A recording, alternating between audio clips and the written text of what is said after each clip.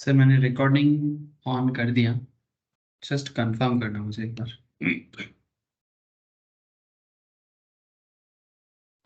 होएगा sir. Okay sir, started. Okay sir, again good evening to all of you. अच्छा, तो finance का class है ना सर, फाइनेंशियल मैनेजमेंट।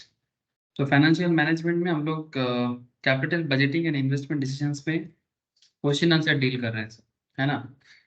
ऑलमोस्ट मैंने आपको इन्वेस्टमेंट डिसीजंस के ऊपर, कोई भी बिजनेस, कोई भी इंडिविजुअल बिजनेस जब भी कोई इन्वेस्टमेंट डिसीजन लेता है तो उस पे उनको ये चीज बहुत जरूरी होता है कि वो उसके बारे में एक प्रॉपर डिसीजन ले, है ना। तो ये जो पर्टिकुलर चैप्टर अभी चल रहा है, that is investment decisions and capital budgeting analysis. इस कैपिटल बजटिंग के अंदर आपको डिफरेंट टेक्निक्स मिलता है। क्या मिलता है सर? टेक्निक्स मिलता है। तो ये जो अलग अलग टेक्निक के थ्रू से हम लोग बिजनेस में इन्वेस्टमेंट करेगा कि नहीं करेगा, सिंपल बात है। बिजनेस में इन्वेस्टमेंट करना है कि नहीं करना है और उसके बेसिस में डिसीजन लेना है, तो उसके ऊपर ये चीज काम करता है, ये पर्टिकुलर चैप्टर का नॉलेज। ठीक है। तो एक कंपनी में जब एक चार्टर्ड काम करते हैं, एक सीएमए, एक कंपनी सेक्रेटरी भी जब उसमें सपोर्ट करते हैं, ऑब्वियसली फाइनेंशियल मैटर में सीएस मेन रोल प्ले नहीं करता बट सपोर्टिव रोल प्ले करता है। ठीक है। अगर ऑर्गेनाइजेशन स्मॉल है तो सीएस को भी बड़ा रोल प्ले करना पड़ सकता है, बट अगर ऑर्गेनाइजेशन बड़ा है, नो डाउट उसमें सीएसईए में ही मेन रोल प्ले करेगा फाइनेंशियल मैटर में। एंड क्योंकि सीएस का लीगल मैटर में बहुत ज्यादा काम हो जाएगा। लेकिन जब ऑर्गेनाइजेशन स्मॉल या मीडियम साइज के हैं तो मे बी सीएस को, मे बी नहीं, मैक्सिमम केस में सीएस को भी फाइनेंशियल मैटर में फोकस करने का जरूरत पड़ता है। आज ही कुछ कंपनी का सीए इंटर कैंडिडेट का जरूरत था, तो मेरे को कुछ कंपनीज ने फोन किया, तो उनको अभी इमीडिएट रिक्रूटमेंट चाहिए। तो मैं उनको पूछा जॉब रोल क्या होगा, तो पूरा एकदम लाइन गिना के दे दिया sir. Accounts, taxation, finance, cost, software knowledge basic जो एक्सेल वगैरह में होना चाहिए। ठीक है, पूरा एकदम लिस्ट दे दिया। बोले, मैं पूछा कि बोले नहीं, सी इंटर कैंडिडेट भी हमें चाहिए। तो ठीक है, देखता हूँ अगर कोई है तो मैं उनको भेजता हूँ। तो कुछ लोग हैं जो लोग पास आउट है, तो मैं शेयर किया, अगर वो लोग इंटरेस्टेड रहेगा तो शायद ज्वाइन करेंगे। So point is simple sir, कि नॉलेज बहुत जरूरी है। ठीक है। अच्छा, मैं स्क्रीन शेयर करता हूँ एक बार आपसे। तो ऑलरेडी ऑलरेडी हम लोग पेबैक पीरियड में बात कर रहे थे। ये जो पर्टिकुलर कैपिटल बजटिंग डिसीजन है, इसमें जो अलग अलग टेक्निक्स है। अच्छा, जिन लोगों के पास प्रीवियस लेक्चर्स नहीं था, मैंने शायद उन लोगों को प्रीवियस लेक्चर्स का शेयर किया ना सर। मैंने एक लिंक शेयर किया, इसमें specially time value of money must go through मैंने बोला। अगर किसी के पास वो प्लेलिस्ट का लिंक नहीं गया है तो वो जरूर मुझे एक बार बताएं कि सर हमारे पास नहीं है, आप मुझे भी भेज दो। सबको मिला है कि नहीं मिला है? टाइम वैल्यू ऑफ मनी के लिए जो मैंने लिस्ट शेयर किया सर। अरे, जिसमें मैंने फाइनेंस का basic as well as time value of money के लिए एक बार गो थ्रू करने बोला। स्पेशली मैं रवि, शालिनी, आपका Priyakshi, संपद, they must go through. आप लोगों को मिला है sir link? No sir. No sir. संपद पे नहीं सर, रवि को भी नहीं मिला? नहीं मिला सर, बट यूट्यूब में मिल गया वो। अच्छा ठीक है, मैं दे दूंगा। तो अरे वहां पर बहुत सारा है, अलग अलग लोगों के लिए अलग अलग चीजें हैं, समझ नहीं पाओगे। ठीक है, मैं दे दूंगा। उस दिन कुछ लोगों ने मांगा मुझे, मैं शेयर किया किसी किसी के साथ, उन लोगों को मिस हो गया। अच्छा ठीक है, चलो आगे। हाँ, बोल। ক্লাসের কথা বলছেন তো? হ্যাঁ, ফাইন্যান্সের এফএম এর ক্লাস পাঠিয়েছি তো লিংক। হ্যাঁ স্যার, এই একটা পুরো শেয়ার করেছেন লিঙ্ক, অনেকগুলো ক্লাস আছে ওর মধ্যে দেখছি। হ্যাঁ, তো ওখান থেকে মেনলি আমি time value of money, introduction to FM. হ্যাঁ हाँ হ্যাঁ স্যার, এইগুলো हाँ আছে। हाँ, ये पहले must go through sir, obviously go through है। ইন্টারেকশন পার্ট अच्छा আছে, ইন্টারেকশন ठीक, পার্ট। ठीक है, जिनको मिला है ठीक है, जिनको नहीं मिला मैं अभी आज के क्लास के बाद ही शेयर कर दूंगा। अगर बाई चांस भूल जाता हूँ तो फिर याद दिला देना सर। ठीक है। ओके ओके सर, आपको तो सब भूलने का आदत हो गया है। नहीं सर, भूलने का आदत नहीं, अच्छा, कैपिटल बजटिंग टेक्निक्स, इसमें ऑलरेडी पेबैक पीरियड मैं लास्ट वीक डिस्कस किया ना सर, पेबैक पीरियड। उससे पहले पेबैक पीरियड समझाने से पहले मैंने आप लोगों को इसी क्लास में net present value, internal rate of return, इस टॉपिक में काफी डिस्कशंस किए सर। आईआरआर में बात किए हैं, एनपीवी में बात किए हैं, प्रॉफिटेबिलिटी इंडेक्स में बात किए हैं, एमआईआरआर पे बात किए हैं, modified internal rate of return पे। ठीक है, तो जिन लोगों का ये सब क्लासेस भी बेस है उनको भी मैं बोलूंगा सर एक बार रिवाइज कर लो या फिर गो थ्रू करके रखो, क्योंकि these are very important part in capital budgeting decisions. Okay, specially investment decisions. ठीक है, मतलब कैसे एक बिजनेस के बारे में कंपनी डिसीजन लेते हैं। सर आज क्या करवाओगे? सर आज मैं आपको ना लास्ट दिन पेबैक पीरियड रिलेटेड क्वेश्चंस करवाया था, तो आज मैं थोड़ा मिक्स्ड अप क्वेश्चंस करवाऊंगा और अलग विथ टीवीएम मतलब डिस्काउंटिंग टेक्निक को भी यूज करूंगा।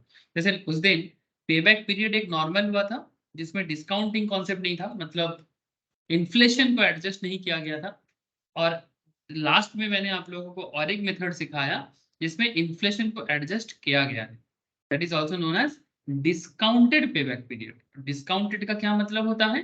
डिस्काउंट का मतलब होता है जब हम लोग मार्केट कॉस्ट या मार्केट इन्फ्लेशन कॉस्ट या मार्केट में जो कॉस्ट ऑफ कैपिटल होते हैं, जब उनको दिमाग में रखते हुए एनालिसिस किया जाए तो तब हमें कैपिटल बजटिंग में डिस्काउंटेड पेबैक पीरियड करना चाहिए। बट नॉर्मल जो पेबैक पीरियड है, it's a very simple method of concept, क्योंकि ये कोई भी बिजनेसमैन करते हैं और इसमें काफी सारे प्रॉब्लम है सर। मतलब ये payback period is easy to calculate but not good for the business decision making. क्यों? क्योंकि इसका सबसे बड़ा प्रॉब्लम है कि ये आपको मार्केट में जो इंटरेस्ट होते हैं, एक बिजनेस जो मार्केट से इंटरेस्ट लेके कैपिटल उठाते हैं उसके बारे में कुछ नहीं बता सकता। ठीक है, वो सिर्फ इतना बोलते हैं कि तुमने कितना इन्वेस्ट किया, तुमने कितना इन्वेस्ट किया और वो इन्वेस्टमेंट का पैसा कितना जल्दी तुमको मिल गया, उसके ऊपर बेस करके वो प्रोजेक्ट में हाँ या ना ऐसा बोलता है। ठीक है, ऐसे रिसेंटली हमारे एक बड़ा कंपनी है इंडिया में, कंपनी का नाम क्या है सर? अदानी बोल के कंपनी के बारे में तो आप लोग सुने ही होंगे, है ना? अदानी ने, आई थिंक किसी के पास खबर तो होगा, अदानी पोर्ट, अदानी पोर्ट या अदानी एंटरप्राइज, एक गुजरात में एक, कुछ बनाना था, एक पेट्रोकेमिकल प्रोजेक्ट मोस्ट प्रोबेबली। क्या था रे? तौथा तौथा को पता हो? पेट्रोकेमिकल प्रोजेक्ट्स मिल गया पोर्ट सर, पोर्ट के अंडर है। पोर्ट के अंडर में ना।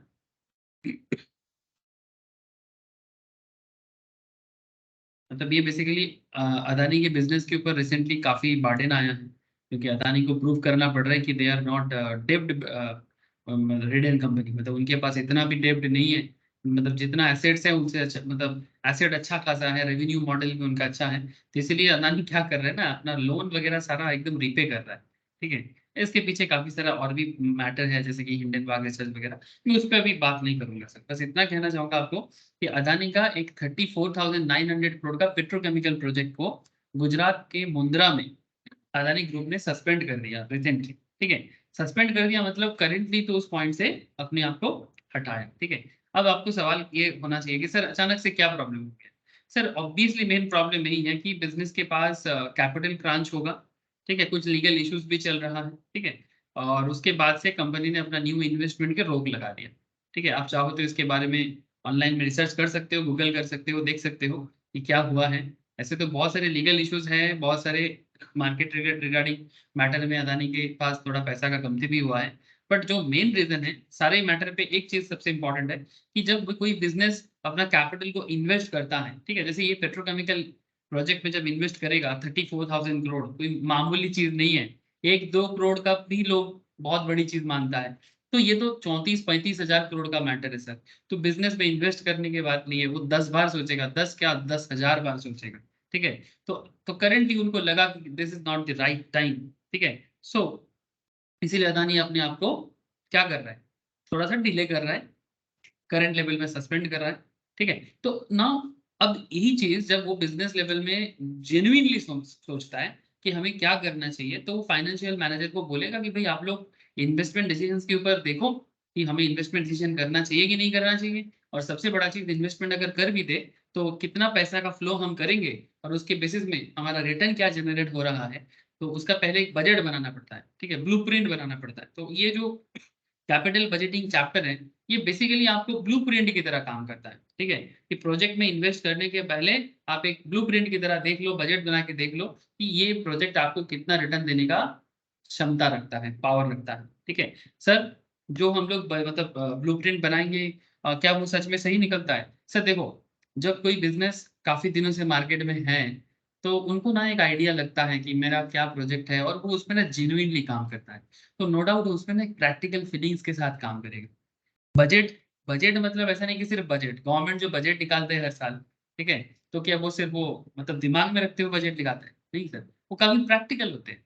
ठीक है, मतलब बजट है, ऑब्वियसली वो बजटेड है, लेकिन उस बजट को प्रैक्टिकल में यूज करने के लिए तो करेगा।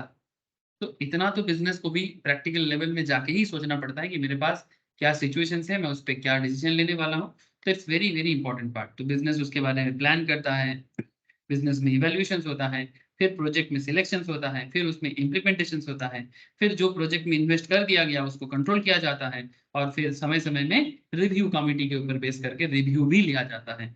यही है capital budgeting and investment decisions का मेन पर्पस। सर ये सब बात तो मैं स्टार्टिंग लेवल में पहले भी बोल चुका हूँ, लेकिन क्या है ना, बहुत लोगों का स्टार्टिंग लेक्चर्स मिस है, तो इसीलिए मैंने सोचा कि थोड़ा सा आप लोगों को कनेक्ट कर दिया जाए कि सर अल्टीमेटली ये चैप्टर पढ़ने का पर्पस क्या है। ठीक है, अगर आप लोगों ने अभी तक बैकअप लेक्चर से नहीं किया, इसीलिए मैं आप लोगों को बोल रहा हूँ कि आप लोग जरूर बैकअप लेक्चर्स देखें, और वहां से थ्योरेटिकल डिस्कशंस को भी आप देखें कि किस तरह से कॉन्सेप्चुअल एरिया में इन्वेस्टमेंट डिसीजन और कैपिटल बजटिंग के ऊपर बात किया गया है। आप लोग जरूर देखें सर, हाँ ऑब्वियसली देखना चाहिए। अच्छा यहाँ पर देखो, कल लास्ट दिन मैंने आपको पेबैक पीरियड में बात किया था, तो एक छोटा छोटा एग्जाम्पल है पेबैक पीरियड के ऊपर। चलो आपसे थोड़ा सा डिस्कस करता हूँ, फिर मैं कुछ क्वेश्चंस आपको कॉपी में लिखाऊंगा और क्लास में डिस्कस करूंगा आज। Just a second.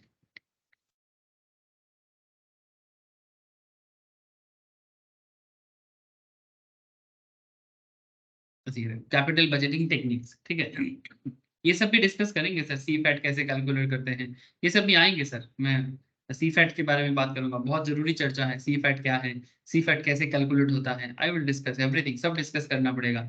C fat मतलब cash flow after tax, I will discuss everything.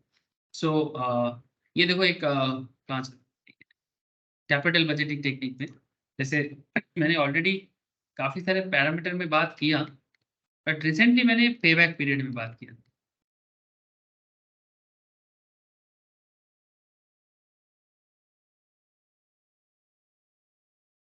एक एग्जांपल था यहाँ पे, तो वेरी इजी एग्जांपल था एक।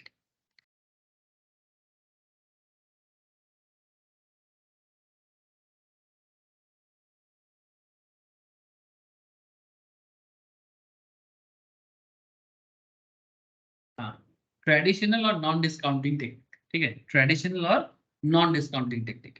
नाउ ट्रेडिशनल और नॉन डिस्काउंटिंग मतलब जो काफी लोग यूज करते हैं, मैं आपको पहले ही बोला था कि पेबैक पीरियड का जो कॉन्सेप्ट है ये बड़ा ही पॉपुलर है, और बहुत सारे लोग इसको यूज करते हैं। और पेबैक पीरियड को अगर आप फॉर्मूला वाइज भी याद रखना चाहते हो तो ऐसे भी आप याद रख सकते हो सर। सर ये नोट्स सर शेयर करने, ठीक है, मैं रेडी कर रहा हूँ नोट्स को, तो ये आप लोगों को शेयर करूंगा, आप लोग इसको गो थ्रू जरूर कर सकते हो।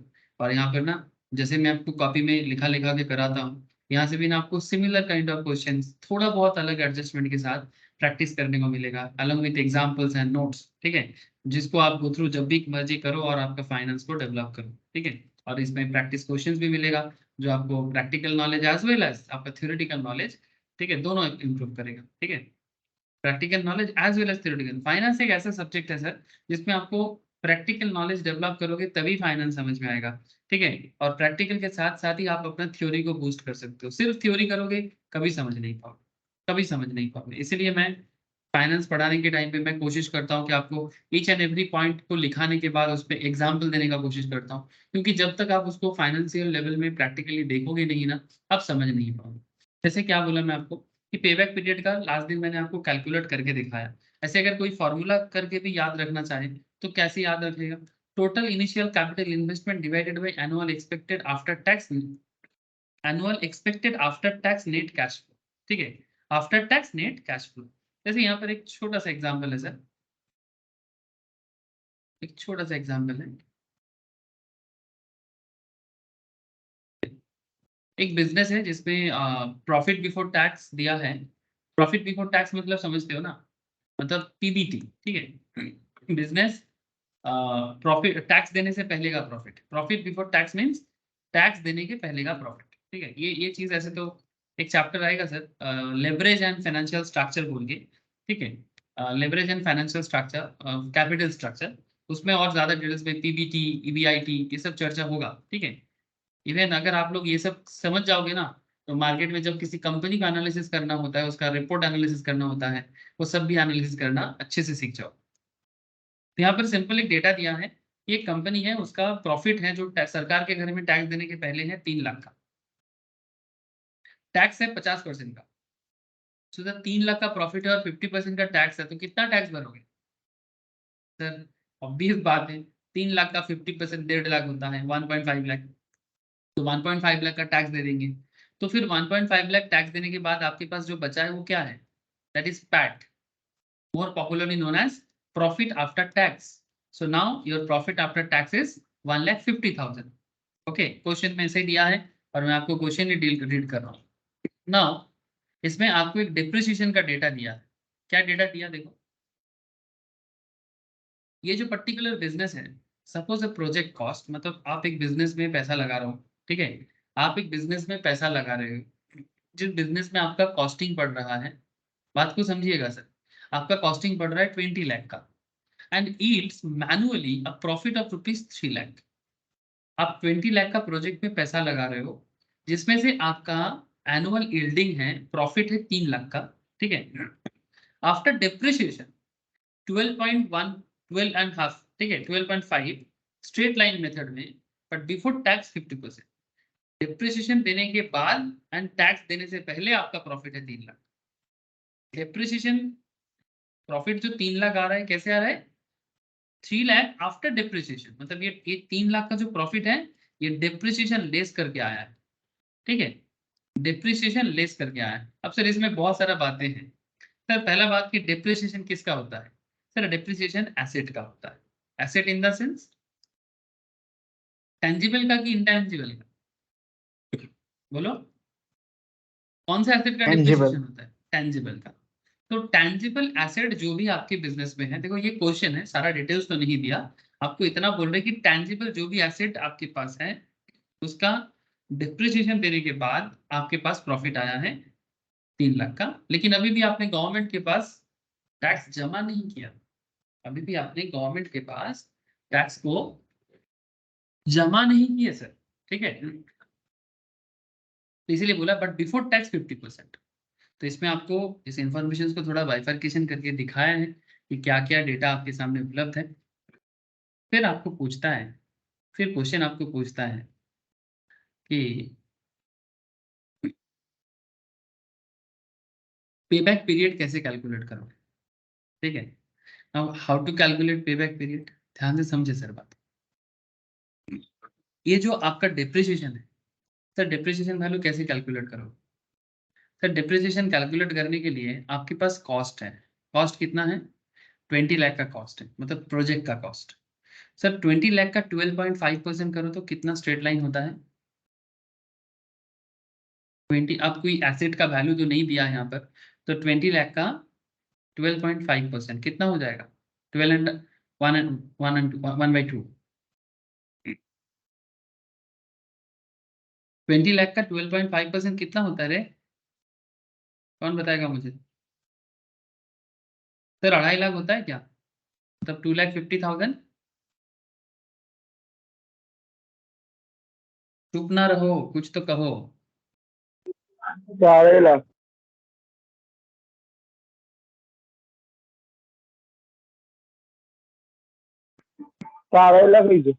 एकदम सर 2.5 लाख। अब ये जो 2.5 लाख है, ये डिप्रिसिएशन वैल्यू को आपको प्रॉफिट के साथ ऐड बैक कर देना चाहिए। सर क्यों? मतलब ये जो आपका प्रॉफिट आया है 1.5 लाख का, इसमें से डिप्रिसिएशन को ऐड बैक कर देना चाहिए। Now what is the reason behind add back of depreciation? Logic है सर, अभी मैंने इसके बारे में डिटेल्स चर्चा नहीं किया, मैं जस्ट एग्जांपल कराते कराते आपको इस पॉइंट पे बता रहा हूँ, बाद में मैं आपको कॉपी में लिखाऊंगा भी, ठीक है। सर डेप्रिसिएशन जो आपने पहले ही राइट ऑफ कर दिया था उसे आपको पैट के साथ ऐड करने बोल रहा है। आपका करंट पैट दिखाई दे रहा है, आपका करंट पैट दिखाई दे रहा है 1.5 लाख का। तो अगर 1.5 लाख का पैट है, 1.5 लाख के पैट के साथ, पैट मतलब प्रॉफिट आफ्टर टैक्स, ठीक है, पैट मतलब पैटिस ना समझ ले, हाँ। डेप्रिसिएशन जो आपने राइट ऑफ किया था, जो आपके बिजनेस में राइट ऑफ हुआ था, राइट ऑफ होना मतलब सर जब भी आपके बिजनेस में कोई एसेट होता है उस एसेट का जो भी दाम होता है, हम लोग यहाँ पर माने कि 20 लाख का अगर प्रोजेक्ट कॉस्ट है, मतलब एसेट का दाम है 20 लाख, उस पे 12.5% का डेप्रिसिएशन है, तो दैट मीन्स 2.5 लाख का एनुअल डेप्रिसिएशन है आपका पर्टिकुलर एसेट्स पे। सो ये पर्टिकुलर एसेट का जो अमाउंट है ये 20 लाख से घट के 2.5 लाख में नीचे गिर जाएगा। मतलब 20 लाख का जो एसेट आपको दिख रहा है प्रोजेक्ट कॉस्ट में, उसमें 2.5 लाख क्या हो जाएगा, माइनस हो जाएगा। लेकिन सवाल ये उठता है सर कि जब आपने मानो एक प्लांट में, ये प्रोजेक्ट कॉस्ट 20 लाख एग्जांपल के तौर पे आप समझो कि आपने कोई प्लांट या मशीनरी पे खर्चा किया, ओके। सो अगर आपने ये 20 लाख को किसी प्लांट या मशीनरी पे पहले ही खर्चा करके रखे हो, सो नाउ अगर आप डेप्रिसिएशन चार्ज कर रहे हो एनुअली पे, तो 20 लाख के ऊपर अगर 12.5% चार्ज कर रहे हो, तो 20 लाख के 12.5% इज 2.5 लाख। तो आप मुझे इतना बताओ, क्या ये मशीनरी का वैल्यू 2.5 लाख में जो गिरा है वो मार्केट में गिरा है? क्या सच में आपके पॉकेट से 2.5 लाख निकला है सर? प्लांट मशीनरी का वैल्यू 2.5 लाख में कम हुआ है दिख रहा है, लेकिन क्या ये सच में आपके पॉकेट से निकला है?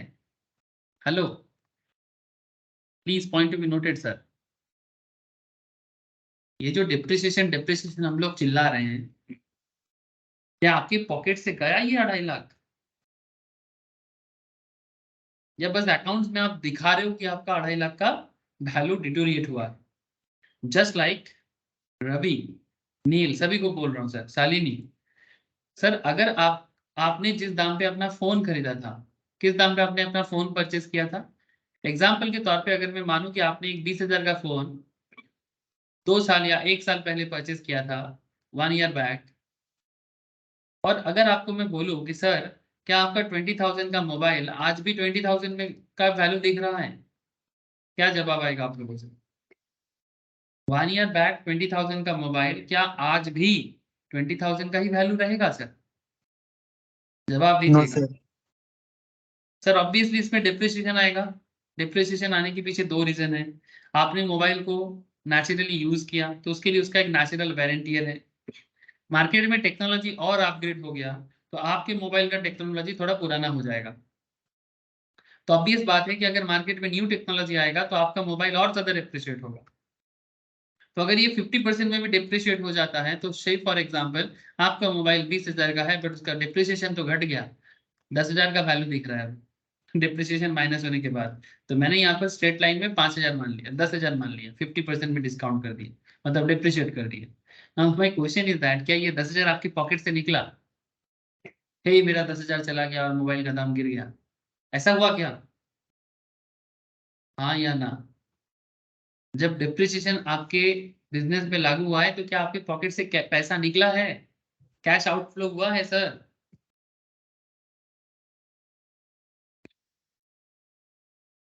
क्या आप लोगों को बात समझ में नहीं आया? मैं बस इतना पूछ रहा हूँ, जब कोई एसेट पे डिप्रिसिएशन चार्ज करते हो तो क्या सच में आपके बिजनेस में कैश का आउटफ्लो होता है?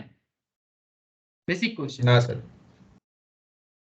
तो बेसिकली ये क्या है? Non cash item. Depreciation is just a basically a non cash item, ठीक है, जो कैश फ्लो में काउंट नहीं होता है ना? तो यहाँ पर जो फॉर्मूला भी बताते हैं तो क्या बताते हैं? Total initial capital investment divided by annual expected tax net cash flow, ठीक है। तो डिप्रिसिएशन में कैश फ्लो नहीं है, इसीलिए डिप्रिसिएशन को क्या कर दिया जाए? एड बैक कर दिया जाए। Sir much more logical concept. जो डिप्रिसिएशन आपने पहले ही माइनस करके अपना प्रॉफिट को 3 लाख बताया था, उसमें डिप्रिसिएशन को ऐड बैक कर दिया जाए और नेट कैश फ्लो का एक्चुअल वैल्यू पता किया जाए। इसीलिए डिप्रिसिएशन को ऐड किया गया सर 2.5 लाख प्रॉफिट के साथ, मतलब सॉरी 1.5 लाख प्रॉफिट के साथ। सो 1,50,000 का जो आपका पैट था, पैट के साथ जब आप डिप्रिसिएशन को ऐड बैक कर दिए तो आपका टोटल नेट कैश फ्लो जो है वो 4 लाख का हो गया। So while calculating cash inflow, जब हमें कैश इनफ्लो का जरूरत पड़ता है, डिप्रिसिएशन एड बैक हो जाता है to profit after tax since it does not result in cash outflow, क्योंकि डिप्रिसिएशन किसी भी एसेट पे कैश आउटफ्लो का रिजल्ट नहीं करता। And the cash generated from a project therefore is equal to profit after tax plus depreciation. तो ऐसे cases में आपको पेबैक पीरियड कैसे कैलकुलेट करना है? प्रोजेक्ट में आपका इनिशियल इन्वेस्टमेंट कितना है? 20 लाख का। सो आपका प्रोजेक्ट में इन्वेस्टमेंट है 20 लाख का, ठीक है? आपका प्रोजेक्ट में इन्वेस्टमेंट है 20 लाख का और आपका टोटल कैश इनफ्लो है 4 लाख का। सो 20 लाख का प्रोजेक्ट और 4 लाख का टोटल कैश इनफ्लो डिवाइड कर दो, तो आपका पेबैक पीरियड हो जाएगा 5 साल का।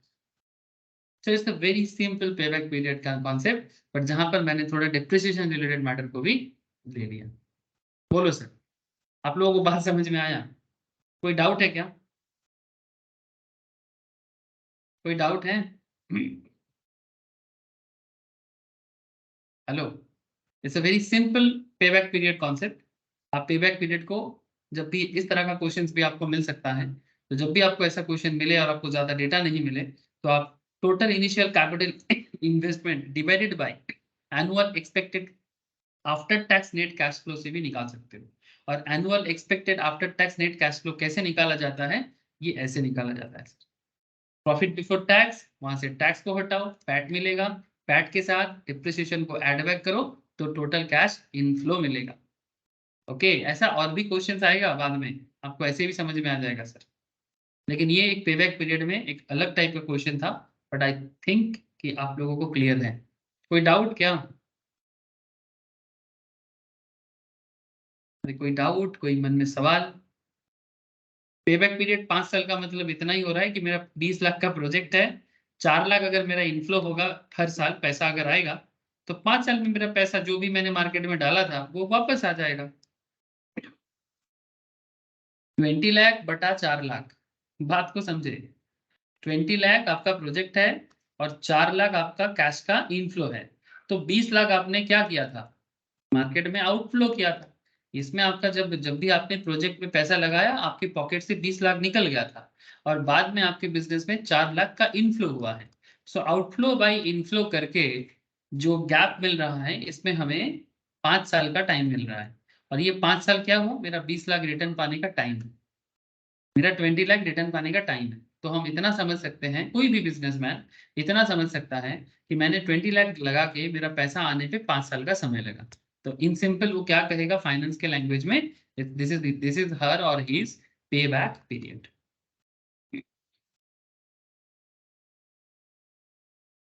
चुप ना रहो, बोलो सर। संपत, तथा, रवि, नील, प्रियाक्षी, बोलो सर, बात समझ में आ रहा है कि नहीं आ रहा है? Yes sir. Yes sir. किसी को कोई डाउट है पूछ लीजिएगा सर। सर, लास्ट दिन आपने जो क्वेश्चन कराया था उसमें तो ऐसा नहीं था सर। यही तो, वैसा क्वेश्चन भी दिखा देता हूं आपको जिसमें कैश फ्लो यूनिफॉर्म नहीं है। देखो यहाँ আওয়াজ पर, শুনতে পাওয়া যাচ্ছে? हाँ बोलो। আমার আওয়াজ শুনতে পাচ্ছেন? हाँ पाচ্ছি तो। ঠিক আছে ঠিক আছে। लास्ट क्लास में मैंने जो क्वेश्चन आपको कराया था, अगर वैसा सिमिलर टाइप का क्वेश्चन अभी आपके साथ रील किया जाए, तो पेबैक पीरियड में आपने नॉर्मल कैसे क्वेश्चन किया था? उसमें देखो यहाँ पर हम लोगों ने जो क्वेश्चन अभी उठाया, इस पे 20 लाख का इन्वेस्टमेंट हम लोग यूनिफॉर्मली एक ही बार में कर रहे हैं। बट जरूरी थोड़ी है कि आपके बिजनेस पे आप एक ही बार में सारा पैसा लगा दोगे। अरे इन रियल लाइफ क्या बिजनेस ऑलवेज इस तरह का काम करता है कि एक ही बार में सारा का सारा पैसा लगा देंगे? Not possible in reality. ये एग्जैक्टली बड़ा मुश्किल का बात कि एक ही बार में सारा पैसा आउटफ्लो कर दे। तो ऑब्वियसली आपका नॉन यूनिफॉर्म कैश फ्लो हो सकता है। तो जब भी आपकी बिजनेस पे नॉन यूनिफॉर्म कैश आउटले या आउटफ्लो, जो भी बोलो आप, आउटफ्लो या आउटले, ठीक है, आउटले मतलब एक्सपेंडिचर्स को आउटले बोलते हैं। से फॉर एग्जांपल आपने एक बिजनेस स्टार्ट किया XYZ बोल के, XYZ limited is analysing a project requiring initial cash outlay of 2 lakh. Business में आउटले किया 2 लाख का इनिशियल लेवल, ठीक है ना। 2 लाख का आउटले कर दिया, लेकिन इनफ्लो कैसे हो रहा है?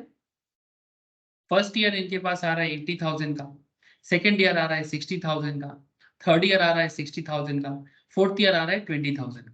Now it's a very simple question again कि सर 2 लाख का आउटफ्लो हो चुका है,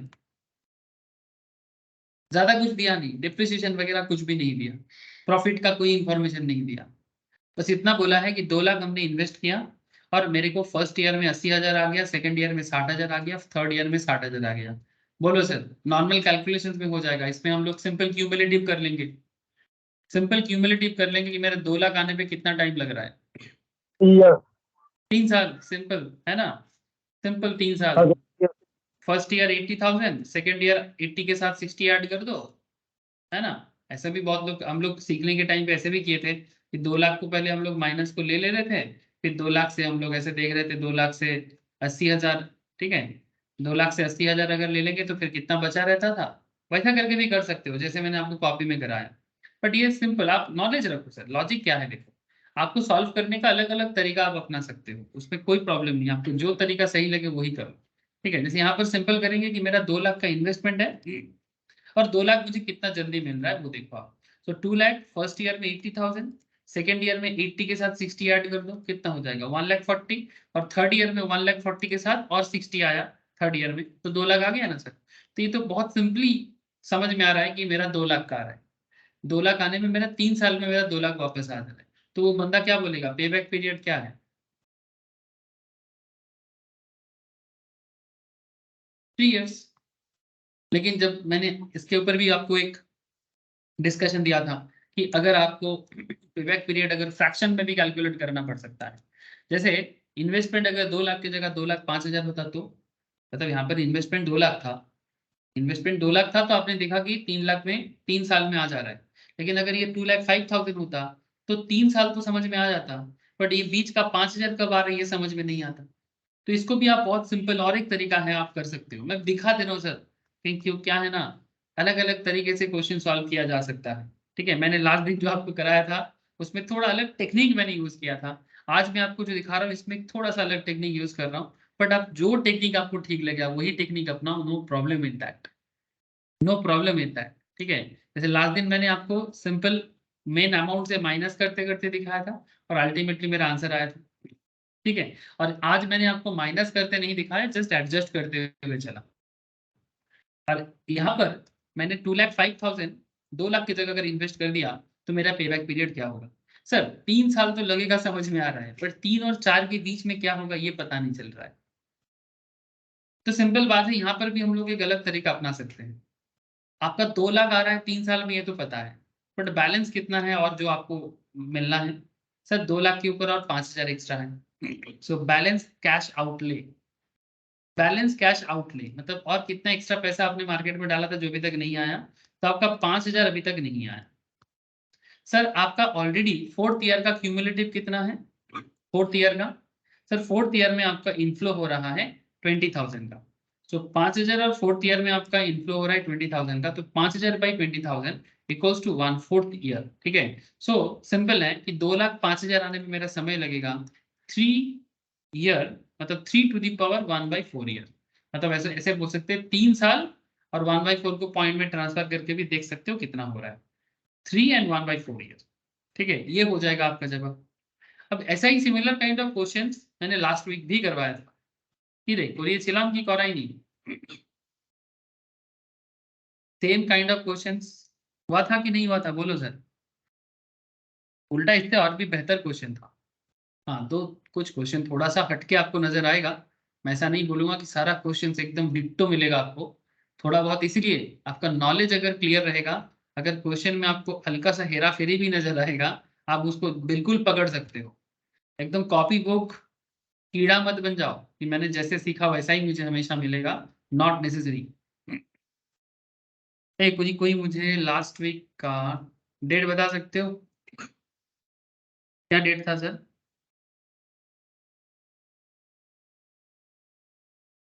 मैं थोड़ा लास्ट वीक का देख लूँ क्या कराया था आपको, मे बी दिस वन, मिल गया मुझे, ये था ना, लेकिन इसमें हाँ तो, सर एटाই लेकिन इसमें इसका और एक होगा कॉपी, इसका और एक होगा,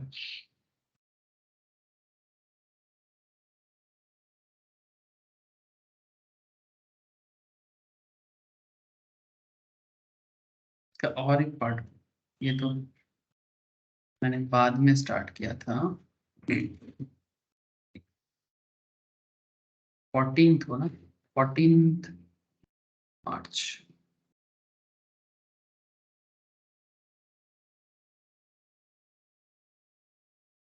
I think yes,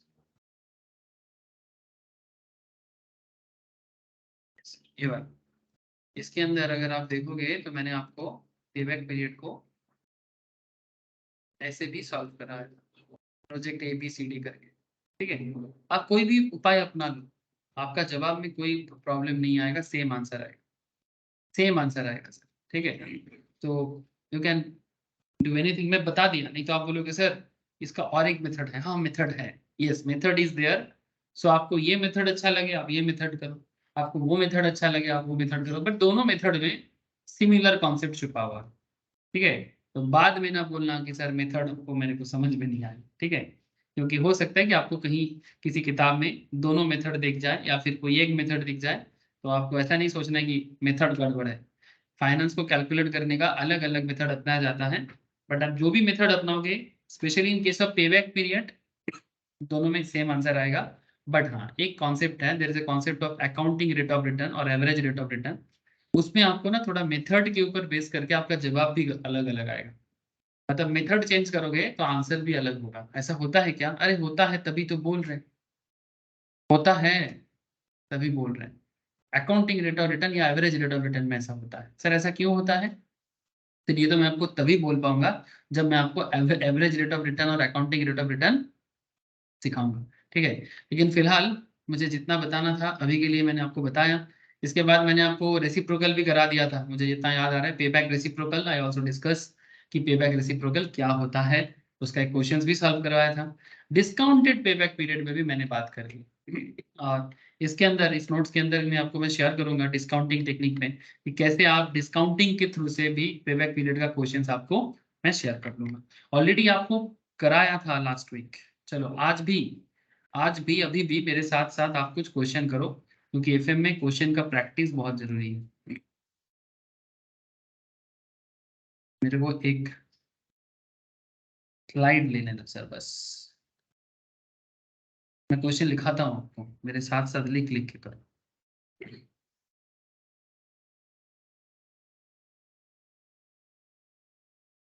sir finance बहुत इंटरेस्टिंग है, बस मैं एक ही आपको रिक्वेस्ट करूंगा, सिंक नहीं छूटना चाहिए, सिंक नहीं छूटना चाहिए। और अगर किसी ने क्लास मिस हुआ है किसी का भी, तो उसको बस इतना बोलूंगा कि आप एक बार प्लीज एक बार गो थ्रू कर लो, बिकॉज बहुत लंबा जर्नी है सर। फिर से रिवाइज मिलेगा, फिर से जो टॉपिक अभी नहीं हुआ है लाइव फिर से वो होगा।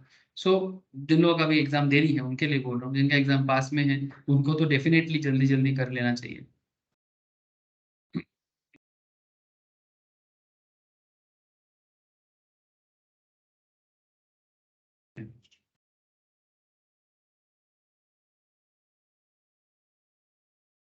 चलो सर, चले चलो कहाँ चले?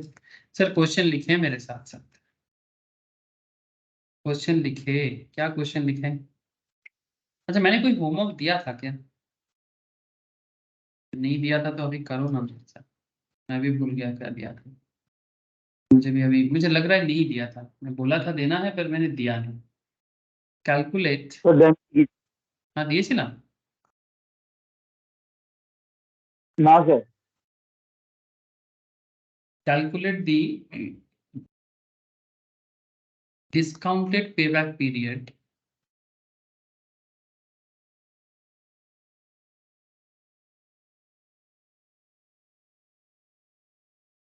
डिस्काउंटेड पेबैक पीरियड कैलकुलेट करना है।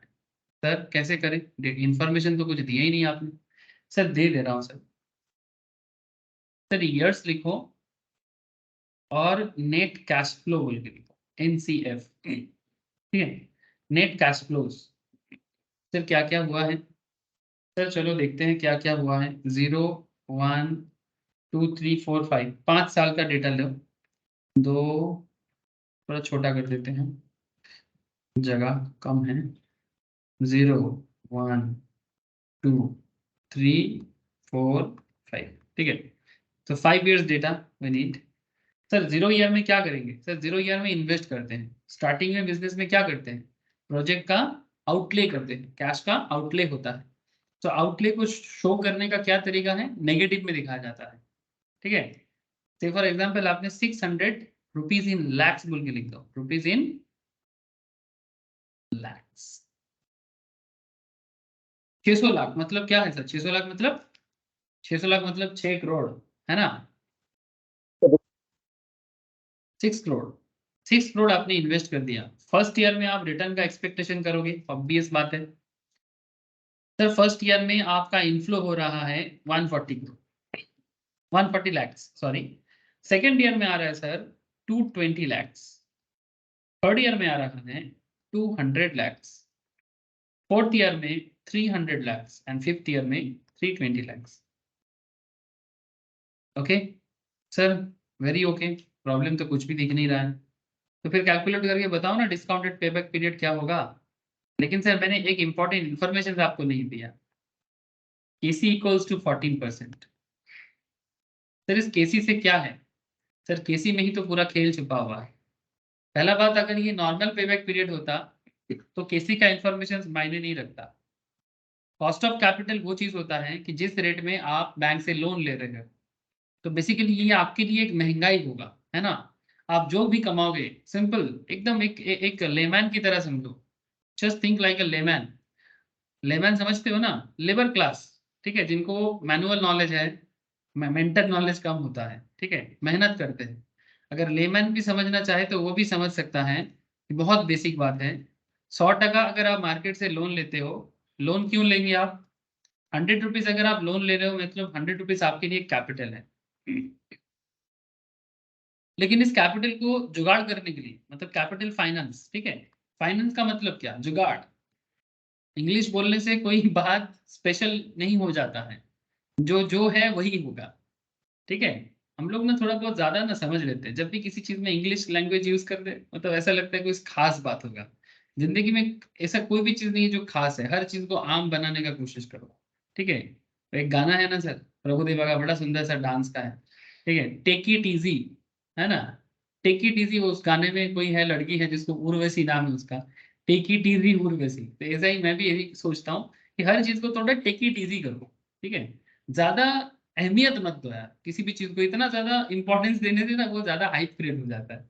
सो डोंट मेक हाइप, है। अच्छा आजकल ये मैनेजमेंट कॉलेज लोग ऐसा करता है, ऐसा कोर्स का नाम लिख के कोर्स के बारे में एडवर्टाइजमेंट करता है, सुनने में लगता है कि कोई स्पेशल तीर मार लेगा। अरे क्या स्पेशल तीर मारोगे?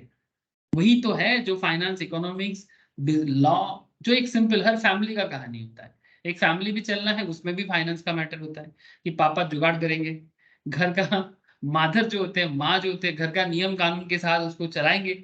बच्चे लोग कौन है? शेयर होल्डर, ठीक है, ठीक है, बाहर वाले लोग हैं जो क्रेडिटर भी होते हैं, कुछ लोग लोन भी देते हैं। एक फैमिली चलाना, देश चलाना, क्या अंतर है? कुछ अंतर नहीं है। बस हाँ, एक एग्रीगेट में बात करता है और एक इंडिविजुअल में बात करता है। सर ऐसा है क्या? सर सोचो तो ऐसा ही है। कभी बात बैठोगे मेरे साथ, मैं आपको प्रूव करके दिखाऊंगा। सर नहीं बैठना है आपके साथ, मत बैठो। सर 100 का 14% इंटरेस्ट का मतलब समझो कि 100% कैपिटल ले रहे हो तो 14% रिटर्न करना पड़ेगा। तो जो चीज आपको रिटर्न करना है, अगर मैं इसको इसका इन्फ्लेशन मानूं तो क्या कुछ गलत मानेंगे सर? इन्फ्लेशन माने मूल्य वृद्धि, महंगाई, ठीक है। मतलब अगर मार्केट में जैसे इन्फ्लेशन चीज कब यूज किया जाता है, जैसे कि अगर आपके पॉकेट में 100% है और अगर मार्केट में इन्फ्लेशन है 14%, ठीक है, तो इसका मतलब ये हो जाएगा कि मार्केट में इस पैसे को अगर आप इन्वेस्ट नहीं करोगे तो 14% में आपका पैसा का वैल्यू गिर जाएगा। मतलब थोड़ा सा बात को समझे, 14% इन्फ्लेशन का मतलब क्या होता है? यहाँ पर तो केसी है, but what is the meaning of inflation here? मतलब केसी को मैं क्यों इन्फ्लेशन के साथ फाइनेंस क्यों बोलना चाहता है? मतलब अगर इन्फ्लेशन रेट नहीं देगा तो केसी को ही इन्फ्लेशन मानना पड़ता है और आपको उसको उसके हिसाब से डिस्काउंट करना पड़ता है। Concept is very very easy. जैसे इंडिया में एवरेज इन्फ्लेशन चलता है 6 to 7%। इसीलिए हर इंडियन बंदा जब बैंक में पैसा रखता है ये बात तो मैंने टाइम वैल्यू ऑफ मनी के स्टार्टिंग लेक्चर्स में ही बोलता हूँ सर। जो लोग अभी तक फाइनेंस का स्टार्टिंग लेक्चर्स नहीं किया, बार बार बोल रहा हूँ सर, स्टार्टिंग लेक्चर्स में ही बैंक क्यों इंटरेस्ट देता है इसके बारे में बोला गया है, मतलब टाइम वैल्यू ऑफ मनी के पहला लेक्चर्स में, कि why bank provide interest. Even ये भी बोला हुआ है कि बैंक सेविंग्स में 3% क्यों देता है, एफडी में 6% क्यों देता है, ठीक है। और हम लोग जब म्यूचुअल फंड या स्टॉक मार्केट में पैसा रखते हैं तो हम ज्यादा रिटर्न, कम से कम 12%, 15% क्यों एक्सपेक्ट करते हैं, सारा चीज बोला हुआ है उसके वाई, हर चीज के कारण बोला हुआ है। तो अभी मैं आपको कुछ कारण बोलता हूँ, यहाँ पर अभी कारण में बात नहीं करूंगा, मैं अभी बस इतना बोलना चाहता आपको कि अगर बैंक 6 to 7% आपको रिटर्न देता है ना एफडी में, फिक्स डिपॉजिट्स में, इसका मेन रीजन है कि हमारे देश में इन्फ्लेशन 6 to 7%, इसीलिए बैंक इतना देते हैं कि ताकि हमारा 100% अगर बैंक में पड़ा रहे, बैंक में एफडी रहे, तो एटलीस्ट वो पैसा इन्फ्लेशन एडजस्ट हो जाए। अब कोई बोलेगा सर पाकिस्तान में रिसेंटली, ठीक है, हमारा पड़ोसी है, और सबसे बड़ा बात वो लोग हम ही हैं सर, पाकिस्तान कोई अलग नहीं है। कुछ दिनों के लिए वो लोग थोड़ा बदमाशी करके झगड़ा करके अलग हुआ है, वो अलग बात है, बट वो हम ही हैं। इसलिए मुझे पाकिस्तान बांग्लादेश के लोगों के बारे में मैं अलग नहीं सोचता। हम भी देसी हैं, वो भी देसी हैं। देसी वर्ड सुने हो सर? देसी किसको बोला जाता है? इंडियन सबकॉन्टिनेंट में रहने वाले हर किसी को देसी कहा जाता है। And what is Indian subcontinent?